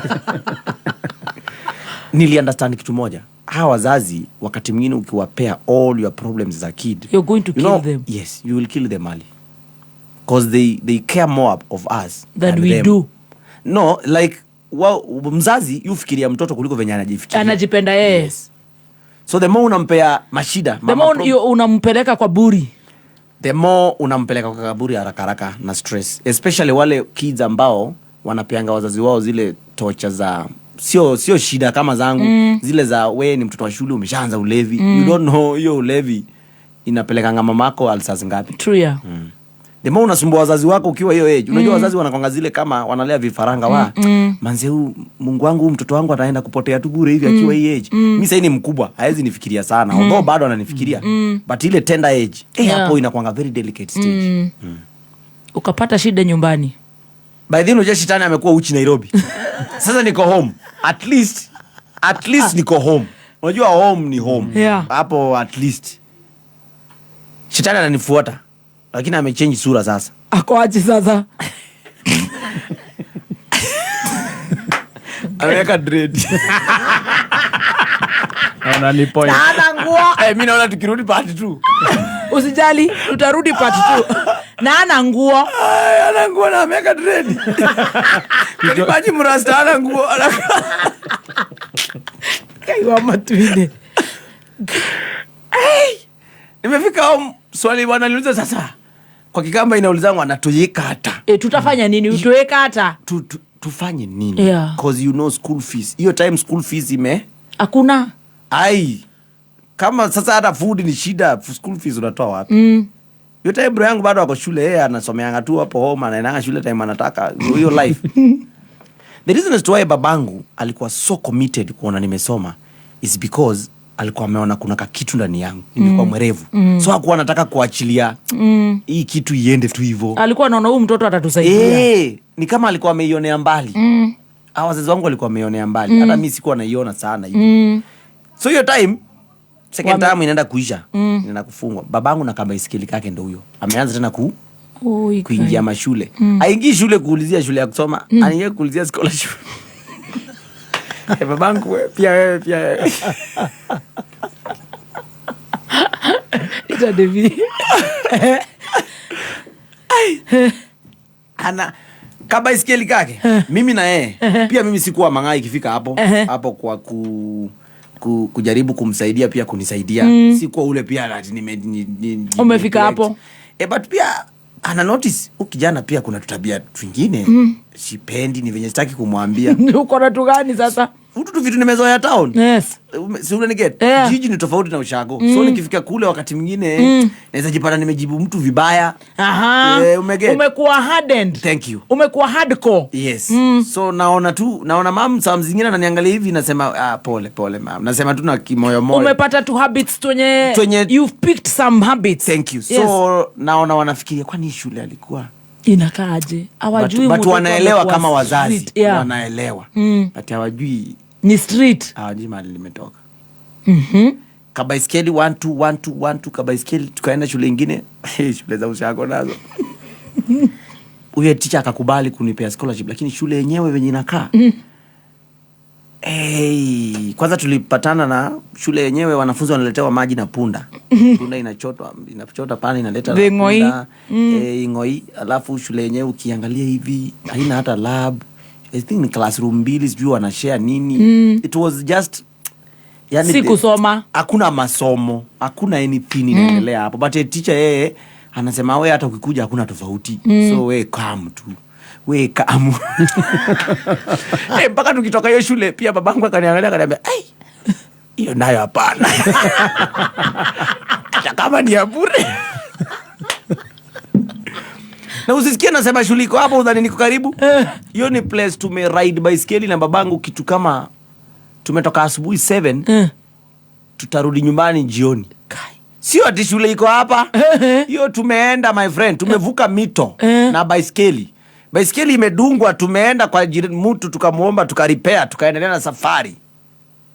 Sio kama unanielewa? Yes. It's a real struggle. Yes. A real one. Mkasema hii hapana. Mkubali lakini hapana. Then lastly tukakuja tukapata hii shule moja. Iko mbali kidogo. Kiangini high school. Yes. Siku hizi ni girls school. Ilikuwa mixed hiyo time. Big up Mr. DK Munyao. Yani umse. Hiyo time sasa tumegrow thick skin na budangu pia. Shule zinaenda kufungwa. Wanaenda kufanya end term baby. Hapo nikaambia mzee tulipofika, we kando acha niongee. Jitete. Kiingia pale kwa jamaa nikamwekelea. Tulikuwa tunajitetea na results peke yake. Nikakelea results pale. Jamaa kaangalia results hivi. Akasema hapana. Akaita babangu, mzee, huyu niachia hapa saa hii. Manze, hivyo ndo nikapata scholarship nyingine. That one was a good school. It was a good school because haikuwa nzuri sana but ilikuwa na facilities. Ilikuwa na wanafunzi wengi. It's a good school that runs. Jamaa imagine akanichukua akaniweka classroom. Na guess what? Nilirevise kitu kama 1 week. Tulipofanya exam. Usitambua kini kamote ukapita. Nikapita ama nikashangaza kila mtu mpaka nikasimamishwa mbele ya parade. We have a special student. Wanafunzi wakaanza kunichukia nusu, wengine wananipenda nusu. Wale wananichukia ni wale wanasema huyu ametoka form 4. Pia nilikuwa na maujanja mingi sana. Huko ni ushago. Niko na ujanja mingi. Na umekaa Nairobi umelala lodging. So mimi na wanafunzi wanalalamikia vitu ndogo ndogo, nauza wewe nyinyi mnalalamika. Grow up. Nini. Wanasema that guy alimaliza form 4 amekuja kurepeat form 2. Saitani ya mtu. Na unajua mtihani za hizo shule ni rahisi. Sio kama ile nimezoeshwa huku. Nililamba kila kitu hapo. Ukasimamishwa. We have a special student, we are very privileged. Sasa nimeingia system tena. Niko sawa sasa. Nimerudi kwa sciences tena.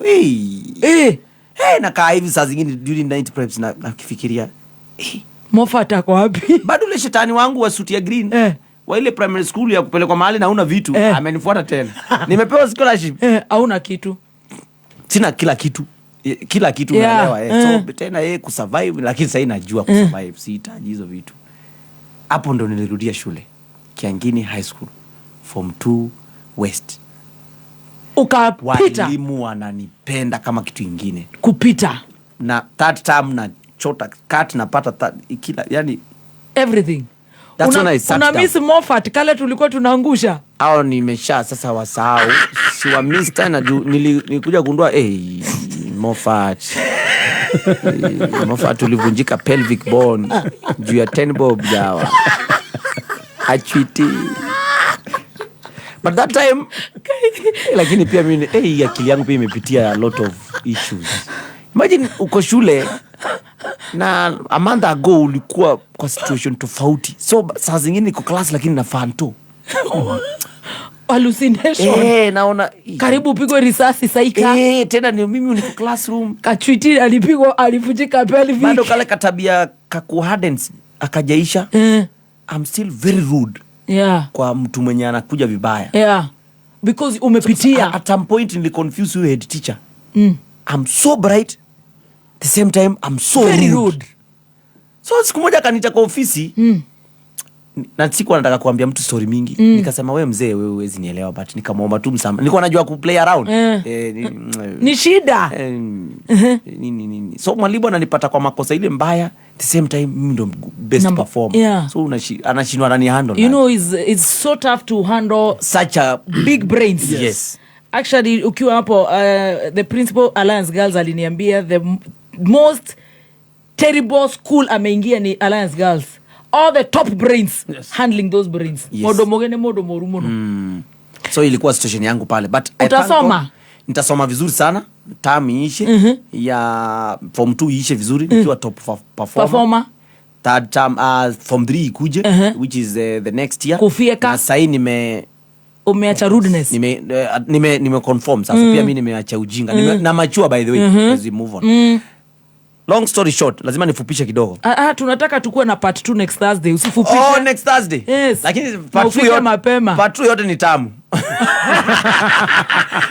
Part 2 yote ni tamu. Hakuna shetani? Part 2 shetani. Kuna wakati ametoa nguo mbele ya watu tukamshika, tukamweka kamba kwa shingo, tukampandisha hivi. But there was something magical that happened. In the high school. Tunaweza pick hapo.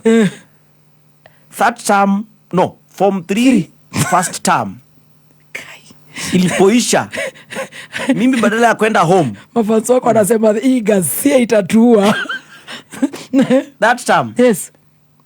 Mimi performer, I'm very good. Hiyo shule niko poa, nishakuwa celeb, nilikuwa ule mtu mjanja, ule mwerevu, mademu wote ni wangu.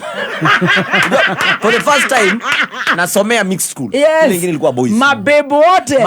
Unajua mademu high school wanapenda ule bright juu hesabu. Then mimi niko na ujanja Nairobi kumbuka. Na nimesomea wapi? Nikiwa nikasomea Karen Masai High School. You know what? You know mademu wote ni wangu. Kule nini kama ni vita za mademu mimi ndo naanzisha zote. Mafanki zote. Sichezi but mafanki zote niko na bebe ya mwalimu bag. Na performing ni wewe. Thank you. Nilikuwa huyo sasa. So mimi ni celeb nasikia ndo hii life sasa. Yes. Ndio hii kitu. Na tena tena nini? Form 3 term 1 imeisha. Shule zikifungwa. Sikwenda home. Ala ukaenda? Okay, weka ukijua sikumalizia shule hiyo shule. Agai. Utarudi shule tena? Nitarudi lakini sikwenda home. Ulienda?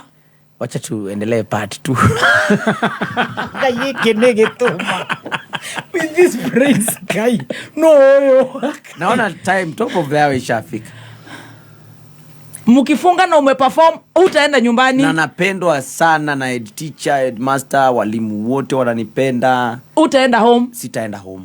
Na utarudi hiyo shule? Na hiyo shule Kiangini High School, that was the end of me and it. And all the babes. In terms of all my babes.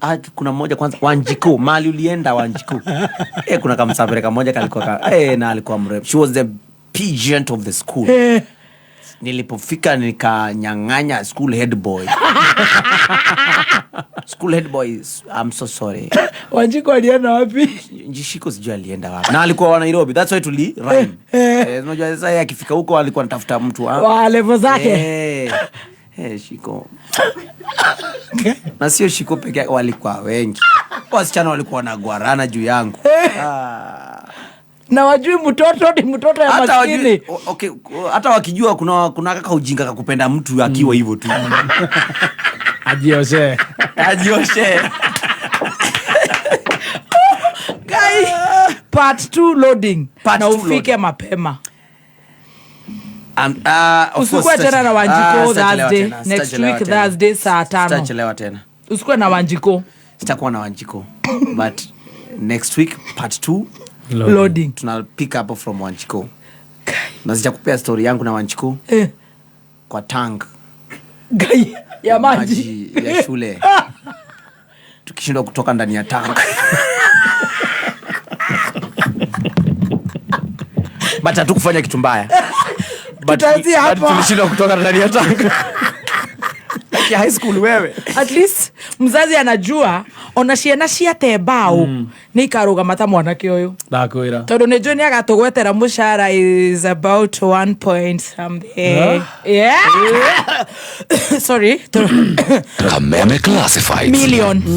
Kentank nä itangä rä tambå rä kanä te bå rå ri må gima ta itangi na mbemwe. Itangi rä rä nä rä a gä kä ro kä igå. Kentank rä thondeketwo na full grade virgin material magä tå mä ra teknolojĩ ya kä rä u gå tigä ra itangi rä aku rä a Kentank no rä ikare makä ma mä aka 30. gå ra itangi rä a Kentank å må thä handå o yothe hakuhä nawe kana å gå re online kå gerera www.kentank.co.ke. å horo makä ria hå ra 0707 490 699. Kameme Classifieds. Ũngĩenda kwambatĩra wonjoria-inĩ wĩgiritanie na Kameme kayũ ka mũingĩ. Thimũ citũ nĩ 020312110 kana 0707670977. Nĩ thaa 8 na ndagĩka 1.